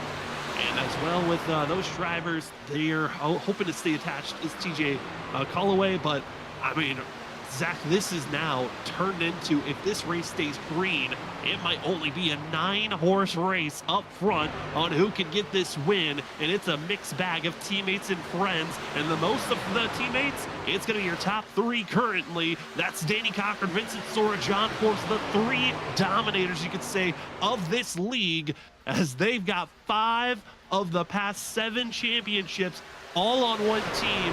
They know how to get it done, and they're all controlling every lane currently. That they are. They also have, Nico Garcia, Richard Thompson, and early teammates back there, so they're on the bottom line there. And I'll tell you, the way that Talmadge, Garcia, and also Thomas all are with this group, 2 tires, Sam. Their pit stops 9 seconds on pit road instead of the 12 that majority of the field had. That excellent audible or call that Talmadge made, same with Garcia and Thomas in the 37, that is what allowed them to be with this pack and have an opportunity here if this race stays green. I mean, this is that knowledge of learning ways to adapt, and you have to find ways to adapt when it comes down late in these races. And that pit stop's so critical. We talked about the importance of a good green flag pit stop. Our first green flag pit stop, right out of a yellow. Our second, calamity and danger, black flags, damage, drivers missing and sliding through their boxes, some missing the pit entry. But at the end of the day, it's 9 drivers up front. They've got about a 4-second gap lead from 9th back to 10th. And that gap is growing ever so slightly, but trying to keep a tab on it with 17 going to be up to 16 laps to go. I mean, if we continue to see the pace that 10th place crew is running currently, they're all in line, they're trying their best, and with the lead pack side by side, there is a small chance, a very small one, that they can keep up good pace. They might be able to run down this group, but that last lap, they ran identical lap times. Exactly. It's just matching times right now to our leader of, Danny Cochran was a 47.41. Joshua Stovall, who was leading that group, was a 47.40. So you're talking about 100th of a second. They're 4 seconds back. They're going to have to hope that front group really starts mixing it up, Sam. And they are going back and forth in racing, but they need to get 3 wide, start side drafting, making big blocks, making some drastic moves that allow them to get in within about that 2.5-2-second mark. And then you actually will start to see that second group really start to actually get a slight bit of that toe, and it'll be a quick, roll up to that front group. And they just got to stay with it right now. They are outside of that zone, but they just got to stay calm, because I think at some point we will see that front group's lap times drop due to the factor of them just racing so hard. That last lap, about 3/10 on that lead group. So keep at this rate, and you will be close, because if you're gaining 3/10 a lap, that is going to be the total 3 seconds each lap. And that would put you in the window to be at basically their back bumper of this lead pack with 5 to go. So if you're Joshua Stovall, Mason Cassidy, Ali Fonseca, you got to keep your nose down and keep fighting. And if you're Ali Fonseca, I mean, what a race this has been. Save after save after save. And he still is within distance of this lead pack. Starting to get close to lap traffic and have to get by them. There's still a chance that his race isn't over just yet, as lap cars trying to figure out where to go. Some go down the apron, but up front it's going to be Justin Forbes, who's going to stay in front of this lead pack. He's going to stay low, which is going to force the lead group to have to move up. And some of them were able to, others weren't. And this is going to kill that momentum that we were talking about that's so critical for this lead pack. It is so critical, like you said. I mean, if they want to have the battle out between them, they need to focus on keeping the gap between them similar. And they did a good job last time by. It was a match, but if they can, that second group can get 3/10 here and there, at some point the time will come even faster, just due to the draft that will get off of these trucks. But right now, this front group, they're going to mix it up, and Cochran, Forbes, they're going to be here leading with even Vincent Sora. So, I mean, the teammates, they, like we've seen before with Snowy Desert Racing, like you said earlier, Sam, they want to lead 2 lines, kind of control the destiny of everybody. That is what we are seeing right now from these drivers with CSF Racing. Cochran, Sora, Forbes Racing, Danny Cochran, John Forbes, Vincent Sora leading the way and trying to keep themselves up front. If you're Danny Cochran, you won this race. You won the inaugural race of this series all the way back in season 1. Vincent Sora, he's looking to get his first ever Daytona win. And behind Danny Cochran on the outside at 11, he's won this opening race 3 times. He's trying to become a 4-time Daytona winner to start the season off. I mean, if anyone could do it, it would be John Forbes. He just finds a knack. The most weightless driver in this series just knows how to get up front in their lane. Oh, definitely. I mean, we've seen so many times, so many close finishes in Daytona to start the seasons off, and he's been the winner of this situation. So Forbes willing to make any move possible, but I tell you, the other 2 around him, his teammates, will do the same. So we'll see who can mix it up. And even the 77 of Malik Kuntz, that's throwing me off the 77 number a little bit, but we know he'll get his elbows out a little bit here too. This is going to be quite a battle, and even some newcomers like Nico Garcia up here, and that 37 of Richard Thomas. If you got a driver you're rooting for, you got some family members that don't know that this race is going on, let them know. A name we haven't seen in a while, Hunter Hayward's rooting for the 2 to get it done here tonight. Who else thinks that Danny Cochran get into victory lane? Will it be John Forbes, Vincent Sora? Everyone in the top 9 are in the picture to win this race if we stay green. But we also know that second pack, it's gotten bigger. There's more drivers that collectively joined up with one another. And sometimes tempers flare in those final laps if you're in that second, third pack, where you're just wanting to get up front as quickly as possible and you can't, and mistakes can be made with those late race yellows. We've gone to overtime here in Daytona 4 times of the past 7. Will we get number 5 out of 8 races here at Daytona? Time will tell, but Danny Cochran now leads that outside row. Vincent Sora to the inside, and pick and choose. Zach, this is crunch time. 10 laps to go for the Moarcast. Incredible 225. 25 miles to figure this all out here. Who can get it done? And that second group just kind of stalled out. Still 3.9 back, so haven't been able to make the grounds they need. They're going to need some help with this front group to get a little bit more mixed up, a little bit slower, but they're doing a great job up here of just matching what they can with pace. And right now, the teammates working well. So we'll see who's going to mount the charge towards them. But it's going to have to be, I really think it's going to have to be a concerted group effort to get around these teammates, because you can't let them control these 2 lines. The 2 drivers officially have called it a night. That's going to be Jesse Newsom as well as Jesse Thornick. Both are out of this race and have called it an evening. And also Isaac Shelley officially out of this race. But up front, 9 laps to go. And the drivers I'm aiming at, the 3 and the 27, the teammates, when will they bounce to that 3rd lane and force the issue we saw there coming in those final 30 laps before we had our first green flag pit stops? John Forbes, Vincent Sora, they showed 2 trucks. If they get in line, they can make that 3rd lane work. And Zach, I think those might be the 2 teammates of the 3 and the 27 that I'm keeping my eye on. That's very true. Yeah, this could be very interesting. And I watched them in practice, the 3 and the 27. They both were taking it through on a lot against the wall. So I think that's a good call from you, Sam, there to say that they might be the first 2 to try it. And I mean, they're lined up bumper to bumper. And I don't think they're going to do it too early here, because there's really no weight. And also, you know, really nothing to lose right now, because they want to get to that setting of kind of the white flag to make sure they can race to the end of this. Because that second group, we talked about how it can get tough and be patient trying to catch up. Well, the patience has left, Sam. All those tempers are flaring because they're losing time now. They're double file. I wouldn't be surprised to see yellow when they're stacking up. Oh, they are. And it's drivers frustrated. It's Ollie Fonseca with another massive save for the 24. But he has to back out of it, drop to the inside, and engine blown. Ollie Fonseca's engine is gone. His race is over. But will he get to pit road, or will the caution flag be thrown? Because he's in an odd spot on the track where iRacing sometimes throws the yellow, and with oncoming traffic heading his way, caution could be looming as he's on the apron, letting it coast. Zach, caution flag is now looming, but up front, we're going 3 wide for the lead pack. Right there, and he's going to reset. So yeah, we're going with 3 wide, and they're just going to stay green here because Ollie's back to pit road. And the reason we went 3 wide, Michael Miller got pushed out. It's now going to be the 3 of Thomas Green, going to be the first driver on the outside. Danny Cochran now going to be moving up there, but it's the 3 and the 27. They finally have gotten in line to work with one another. Now, if you're the teammates of the 2, the 11, and the 15, that's the 97 of Justin Forbes. He's behind that 27 of Jared Talmadge. I don't expect him to move up and help those drivers from Planet Sim Racing to work with one another. It's going to have to be the 2 trucks on their own to make this pass to get by the teammates of Danny Cochran, John Forbes, Vincent Sora, or will it be someone else to make the big move? Because Zach, with 6 laps to go, a rule we really haven't talked about, that yellow line, it's an invisible line. If you wanted to, you can go under it and go for a pass on the backstretch if you're that wild and crazy.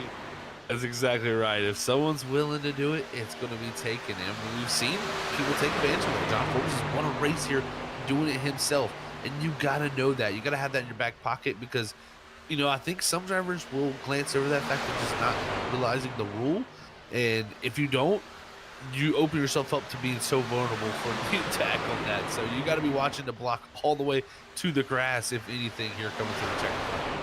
Yeah, everything that you can to get up front, go for a win. Is it possible to stay clean and green? As one driver on the backstretch doesn't have the ability to keep it straight. It's the 18 of TJ. He goes for a wild spin on the apron, but he's off the racing surface, so we will stay green. 5 laps to go, and it's still the control vehicle to the 11 of John Forbes on the outside. Danny Cochran, who's been controlling both lanes, will go back and forth, but he'll stay in line with Vincent Sora. And Zach, I mean, this 2 machine, he wants a win so bad. Went winless last season, and he wants to find a way to victory lane because we know Danny, a win would really help so many of his woes of last season. Oh, for sure. A win can change so many things. Even a Daytona win, a place where it's open and available to everybody. You got to fight for these things still, so it is well earned and well fought for. So I think Danny needs this. He needs it for not only the confidence, but also just the momentum boost to start his season off well. You never know. That could be the decider to be, well, I'm going full time this season. 4 laps to go, and it's starting to get a little bit more claustrophobic up front. Drivers willing to squeeze a little bit more on some big pushes, but they are still on top of one another and willing to make some big, bold moves up front. It's still the top 3 that are controlling where they want to be, but it's the drivers behind our top 3 that I'm really curious on. When do you make the move? Do you make the move with 2 to go? Do you make it only on the white flag? Because if you've never watched an iRacing race in the past, it's very different from real life NASCAR racing. When we take the white flag, the race is official. The next driver to cross the line will win the race. It is not good. There will be no yellow thrown with that white flag being thrown with 1 to go. And we've seen a lot of drivers willing to make some big passes, willing to move drivers around one another. And it is really a question of how are the teammates going to be able to react with one another once everyone starts bumping and pushing a little bit harder in these final 2 laps. That's very true. And who's going to be the teammate that goes, I want to win? At some point, you got to make a decision. Are you going to push your teammate to the win, or are you going to fight for yourself? And I think all 3 of them want the victory. So we'll see how it goes, because Malik Kuntz is pushing Vincent Sora very tough right now, and he is all over the place, as it's going to be side by side heading off into 1 here with 2 to go. Have you kept your temperatures on your engine clear enough to where you can just stay planted and push the driver in front of you? Or are you stuck in a spot where you have to back off and wait for the last lap? It is crunch time. It is make a move, and that is not the move you want to see. It's Miller. It's Thompson down into the grass. We stay green. Still coming to that white flag. Thompson still in the grass, trying to get himself pointed straight. No yellow flag is thrown. It is still going to be the 15, the 2, and the 11. How can they control this race? But yellow flag is out. We're going to overtime. At the 37 there, he kind of spun back to the inside and was trying to get it going, and he was there when a few trucks came by, so that was going to bring the yellow out. And unfortunate, I know that Danny Cochran, Vincent Sora, all of them are sitting there going, what happened? Yeah. That was a very odd situation.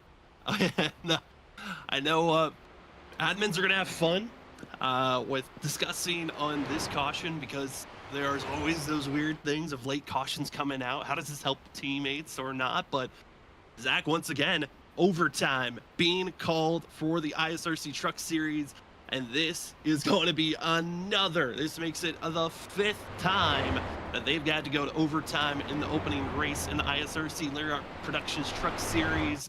And what makes this one different? We only have 2 overtime attempts. So this is going to be our first of potentially 2 here this evening.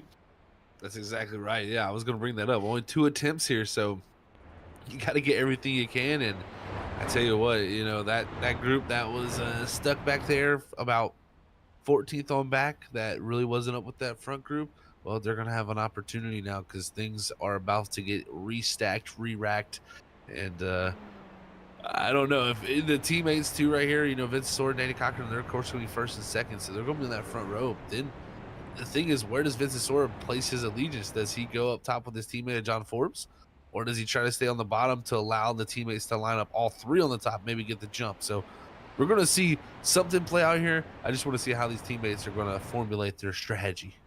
How do you zag, and how is the emergence of everyone that was involved with that previous wreck and those that were in the second pack have a chance to fight here this evening, this late run? We've seen a lot of drivers. Usually you have to be inside of the top 5 here late in the race to have a chance to win, but we know that everyone really still has a chance, as into pit road is from 18th on back. That's Richard Thompson, Logan Brakey, as well as a few others that are coming into pit road to get service done for themselves. A little bit of damage repair, some getting some new tires and fuel to make sure they're good, just in case we go into a third attempt. But up front, Vincent Soar, Danny Cochran, Malik Kuntz in that 77. I mean, Malik, Zach, we look at the past of the 77 team, and he's a driver that's been around for a long time. This is his 5th season with the ISRC Truck Series. He missed the first 3 seasons, but since then he's been a part of this crew. He's got 1 win, 7 top 5s, 14 top 10s. But Malik is someone who is trying to re-emerge himself as a driver who, when he first joined, he was one of the real stars and thought he was going to be a rising star and a threat for a championship. The last couple of seasons kind of fallen off, but what a way to start the season off, being up front and looking strong here this evening. Definitely looks strong, and he's going to have an opportunity for a chance here for this first win of the season, and that's all you can really ask for if you're Malik, to start your season off. If anything, you're just hoping to get back here and get a great finish, because I think that would just start his season the right way. And even for Danny Cochran, we brought up his woes from the previous season. If you can just start your season off on the right foot, can be such a helpful just confidence boost and vibes boost for the rest of the season. It certainly can. I mean, Danny Cochran talked about how he went winless last season. Last time that he won was back almost a year and a half ago, May 13th of 2024, Bristol, where he found himself in a victory lane with an incredible finish, side-by-side, green-white checkered finish against Christopher Norris, where he stole it at the end. Will he be the thief of the night here this evening?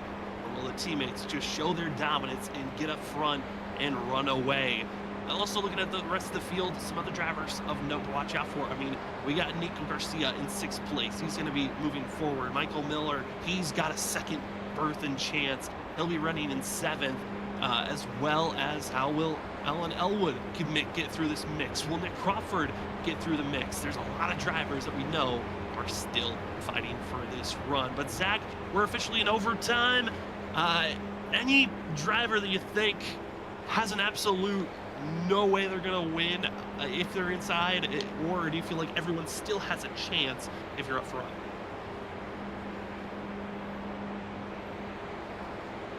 Looks like Zach might have stepped away for a quick moment there, but Zach, overtime, this is the last attempt. Maybe for some of these drivers, this could be your last restart. Do you feel like there's anyone that really doesn't have a chance, or is everyone still, if they're on the lead lap, have an opportunity here? Yeah, I think everybody's got an opportunity, but I would say from 15th on forward has got the best, and from 6th on forward is like your best opportunity. I think it's tough with a green white checker because you're of course limited with only 2 laps to get something happening, because you're not going to get fully up to speed. But if someone gets sideways, a wreck starts happening, that's when the opportunities open up for those positions farther back. But I think your top 6 most likely will be where your winner comes from if everybody stays straight.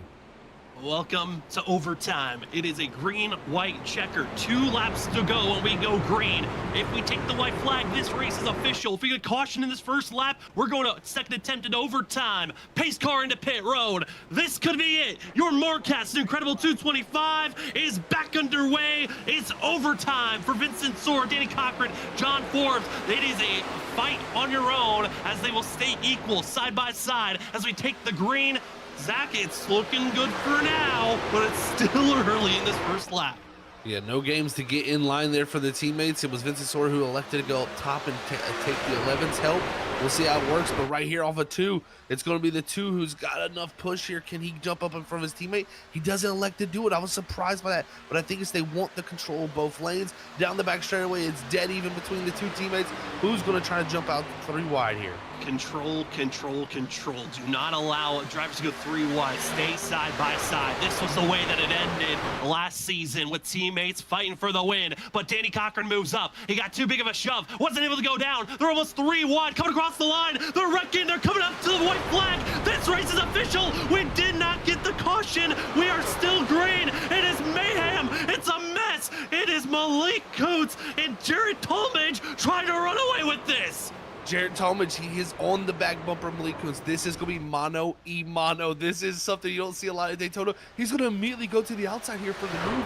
I was surprised by that, but he does have the momentum here now. As he clear the 77? As the 77 looks like he's going to give it up. He wants to be in second here. How's this going to work off of 4? Jared Talmadge, Malik Coates. Coates is gonna have the momentum. Where will the 77 take it? The apron is clear. The outside will be clear as well. But how does Talmadge block this run? They're gonna be in line. Bat bump, side by side. Jared Talmadge, Malik Coates. Who will take the win? Coming to the line. It's Jared Talmadge winning the Moarcast. Incredible 225.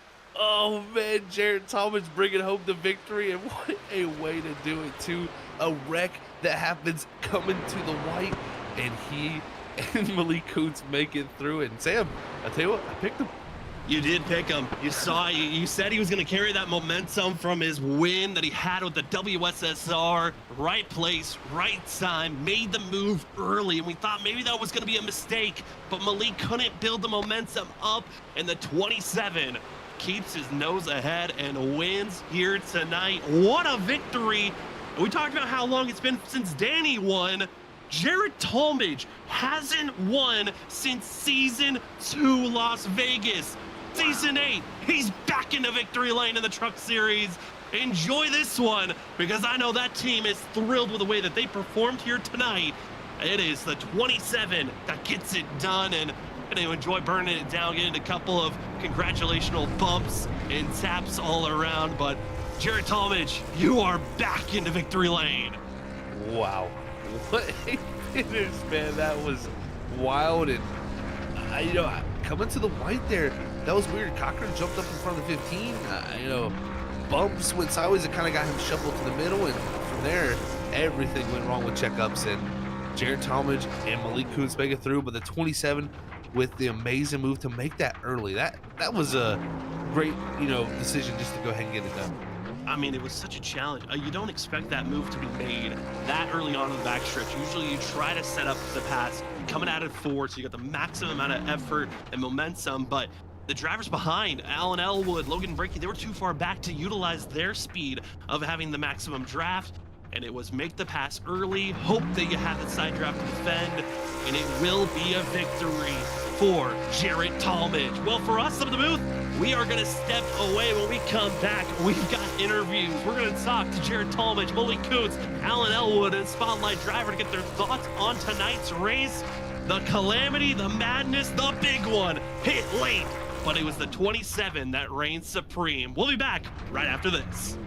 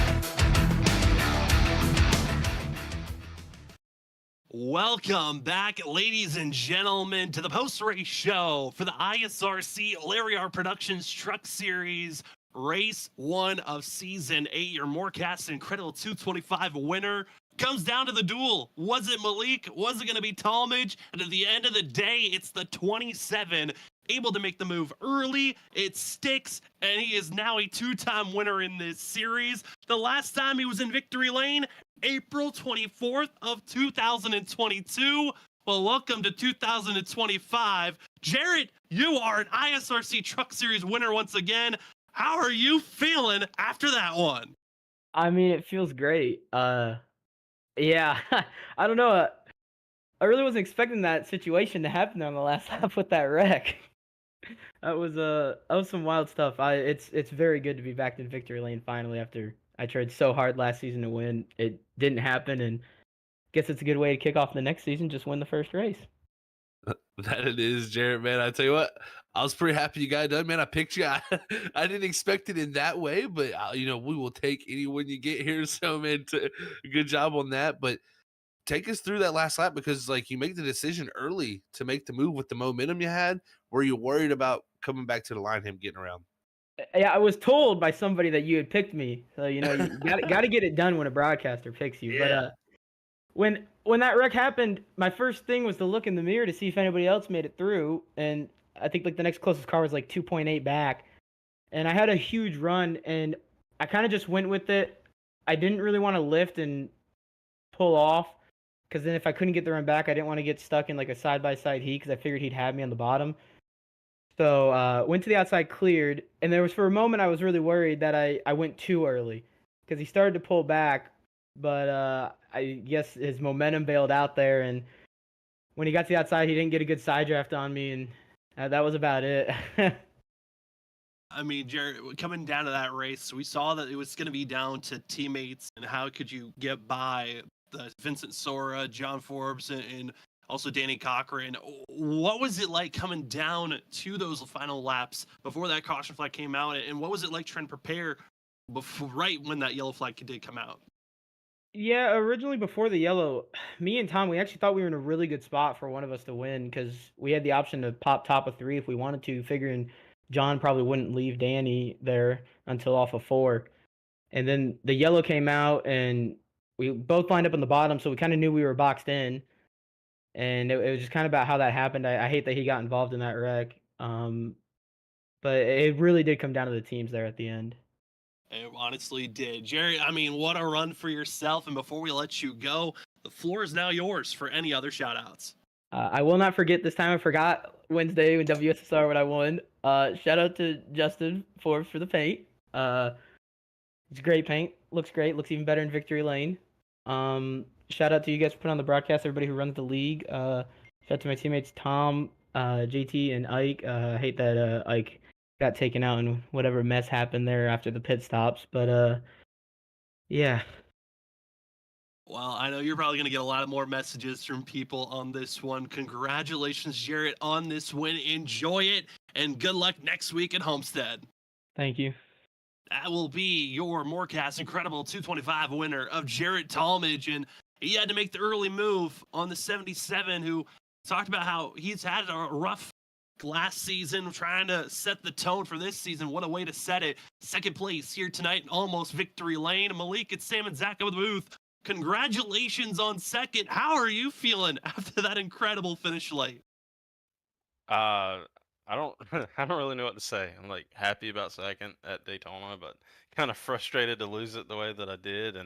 But with everything that went on, I think I went from 33rd on the last round of pit stops, and 4 or 5 laps later, somehow I'm in third. So I'm gonna have to go back and look at the replay to see what all happened.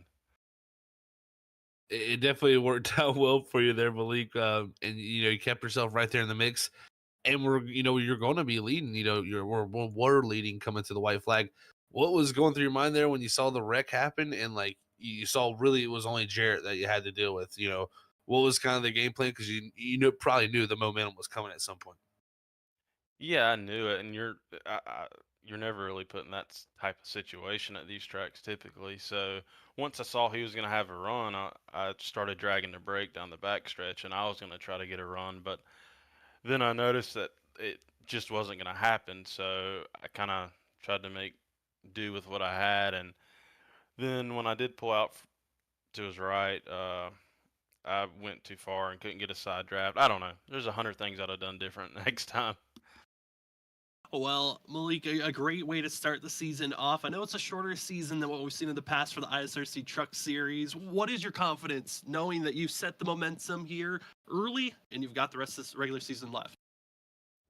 I really hadn't been on iRacing much since like September. But I've ran the some of the recruitment races and I ran a few different tracks. And this, I don't know when this build come out, whenever it did, but it kind of suits me a little bit better than the last 2 seasons. So I'm excited about that. It feels like it. I don't know, a little bit tighter. I used to like free cars, but on these long, these longer races, I tend to gravitate towards the uh, tighter setup. So I'm kind of excited about that. Well, if you're expecting to be fast, I'm excited to hear that, Malik. Great job here tonight. And before we let you go, the floor's now yours for any other shout outs. Just thank my team. I kind of screwed one of my teammates up. We had a plan to pit that lap before that I did, and we just all got screwed up. But appreciate them. We kind of stuck to our plan the entire race, and then it kind of unfolded the last 20 laps. Well, Malik, again, congratulations on this run. Enjoy it, and good luck next week at Homestead. Thank you. As that will be your second place runner, Malik Kuntz in the 77 machine. We go down to talk to one of our first rookies of the season. We're excited to see what performance he's going to have throughout this season 8 for the ISRC Truck Series. We bring in Alan Elwood. Alan, it's Sam and Zach up in the booth. Congratulations on third.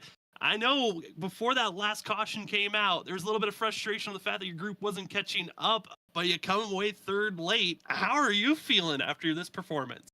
I mean, what am I even doing here? I don't even know how I got here. Where I was running there toward the end, but yeah, just when you're trying to catch the front pack, you gotta kind of everybody work as a team to try to catch up. And I felt like there was a lack of teamwork there in the group to try to catch up with the front pack, and it gets frustrating running in the back. So you try to start pushing your way forward, and then people don't like that. So it's like, what do you do?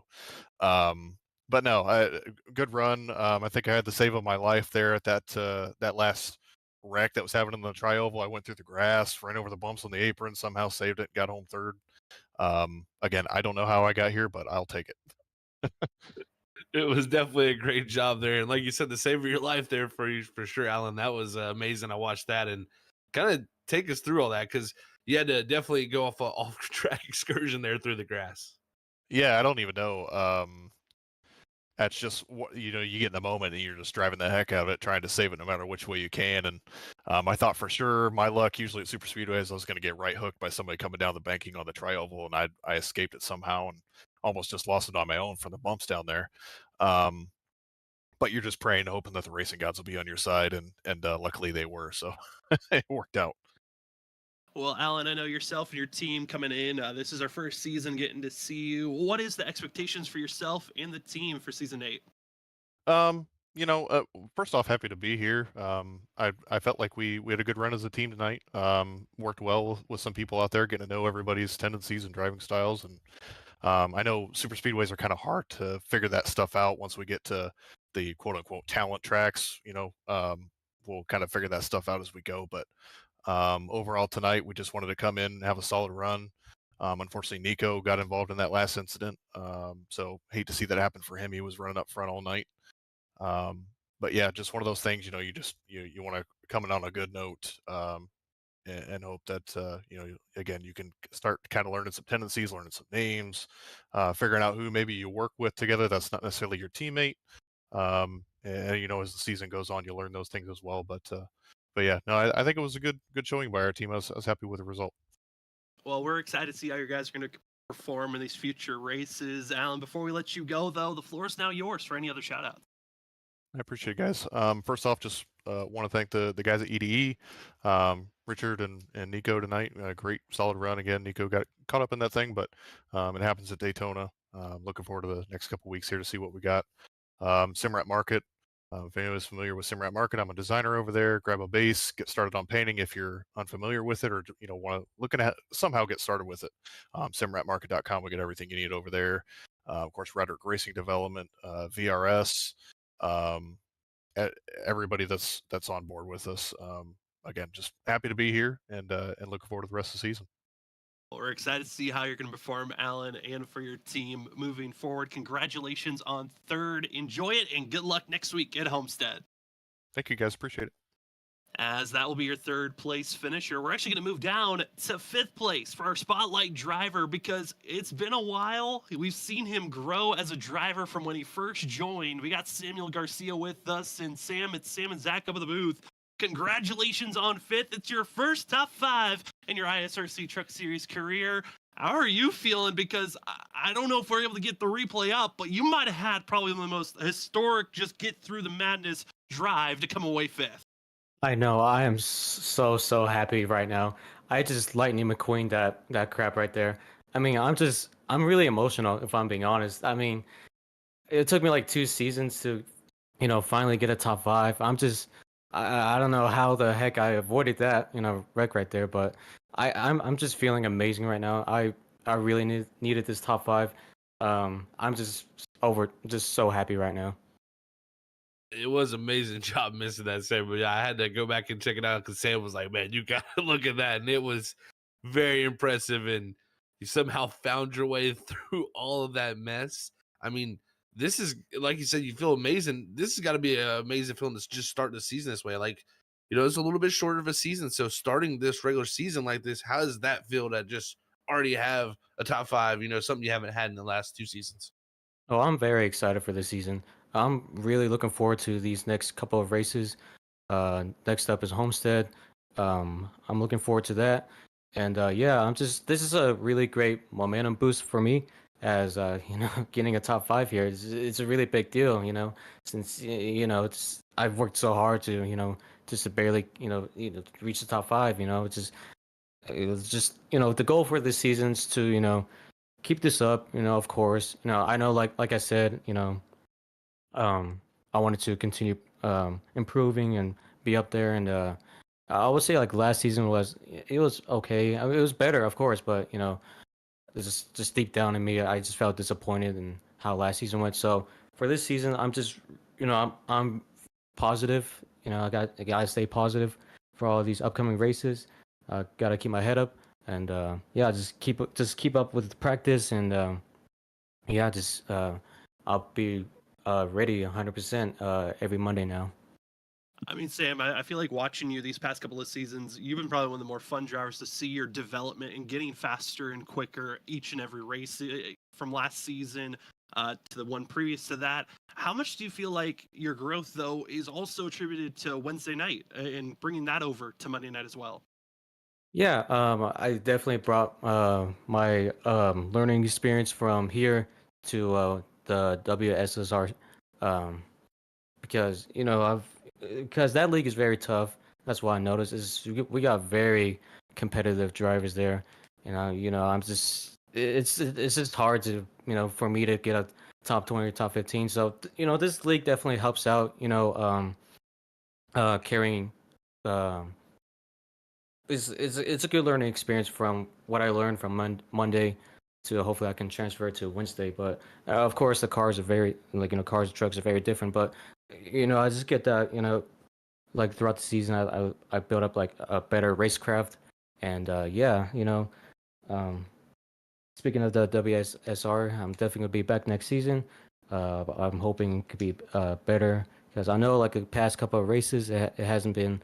I haven't had the greatest results, but yeah, but I am enjoying the Wednesday night over there. It's been very fun, and yeah, just like I said, just use what I learned from Monday nights to transfer it to Wednesday. Well, we cannot wait to see, Sam, how you continue to grow as a driver on Wednesday nights and Monday nights. Congratulations on your first top 5 in this series. And before we let you go, floor's now yours for any other shout outs. First of all, I just want to thank my family who are always watching every Monday and Wednesday. And I also want to thank the whole team. I want to thank Mr. James Watson for letting me on with this amazing group of guys here. And I also want to give a huge shout out for the whole guys there at Cannon Fire Racing, as we were able to work with them, figuring out a strategy. So huge shout out to them. And I'm gonna do like a little bit self promo. Check out my YouTube channel. Definitely, you're gonna see that final wreck avoidance up there on TikTok or YouTube or whatever. But let me see. I think that's it. Yeah. It's just, also I want to thank you all for putting on the broadcast as usual on every Monday and Wednesday. From you always put on a great broadcast. So yeah, that's all I really have to say. Sam, just to confirm, your YouTube Twitch channel, it's SG Racing. Just look up that on YouTube and you can see it. Yes, SG Racing. On let me see, on YouTube, TikTok, X, Instagram, and Twitch. Alrighty, well, you are going to want to go watch that, because what a finish that Samuel Garcia just had. Sam, great job again on getting your first top 5. We hope that you continue on with his momentum moving forward, and good luck next week at Homestead. Thank you, guys. Appreciate it. As that will finish up our interviews here tonight. What a run, what a finish. Got to see some surprising runs for some drivers, first times for others. And ultimately, it is going to be the 27 of Jarrett Talmadge coming away with the victory, as the absolute explosion that came out of these drivers through the tri-oval to start the white flag. It was a madness run, but your Moarcast Incredible 225 winner is the 27 of Jarrett Talmadge. As we'll move over to take a look at our unofficial results, as 37 drivers entered into tonight to take the green, but only just a handful were able to make it out of that massive collision and wreck. And leading the charge was Malik Kuntz, but he'll fall to second place for himself, because it's Jarrett Talmadge with the win. Malik Kuntz second, Alan Elwood will come away third, with Logan Brinke fourth. Fifth will be the 50 machine of Samuel Garcia. Richard Thompson will come away sixth, with Joshua Kanata seventh. Eighth is John Forbes. Thomas Green ninth, and Nick Crawford finishing out our top 10. But Zach, I mean, honestly, everyone from third on back, I should say, I don't know how they finished where they did because of how massive that wreck was coming to the white flag. It's all jumbled up. I mean, you look at Danny Cochran and Vince Sora, who were right at the front of that. It was the 2 going, or it was the 15 going around from the push from the 11, because he was trying to check up for the 2. I mean, it was just a accordion effect there, and they all finished 14th, 16th. I mean, just all mixed up around. And even as you go farther down the board, you can see some of the guys who got taken out early. I mean, Cody Reed back there in 31st. He's unfortunate. It just all kind of bowled up to a mistake on pit road. And then you had guys like Ali Fonseca, who had great saves all night and then ends up in a wreck late, 11 laps down back here in 34th. So it just shows you how fast things can slide. And even our pole setter back there, Isaac Jelly, back in 36th. Let's continue the trend. You get the pole here at Daytona. You're most likely not going to have the best run of the day, but it was a fun race overall, and it's only just the start. Again, it's a shorter racing season these drivers will deal with, but coming up next for the ISRC Truck Series, they've got Homestead, Watkins Glen, Chicagoland. Going to be the first couple of races before our first off week, March 24th, but if you want to see other great racing action, we talked about the fact that some of these drivers race on it Wednesday night. It's the WSSR Cup Series, as they will have their first break cutoff elimination round of the playoffs. We go from 16 drivers down to 11. We just had a great run at Watkins Glen, where a couple of drivers made some mistakes, and it gave opportunities for James Scioli to get the win at Watkins Glen. But we head to Texas, and Zach, I don't know if you've practiced there, but man, that track has been known to be a handful in the next gens. That's for sure. Yeah, it's definitely a handful. I haven't got no laps, but I'm sure it's going to be a little bit loose. And I know the tales of coming off the corner sideways and wrecking at Texas, so I know how that goes. But it's going to be quite the show. The points are super close between a lot of people, and I'm just glad I'm in a little bit safer position than some of these guys.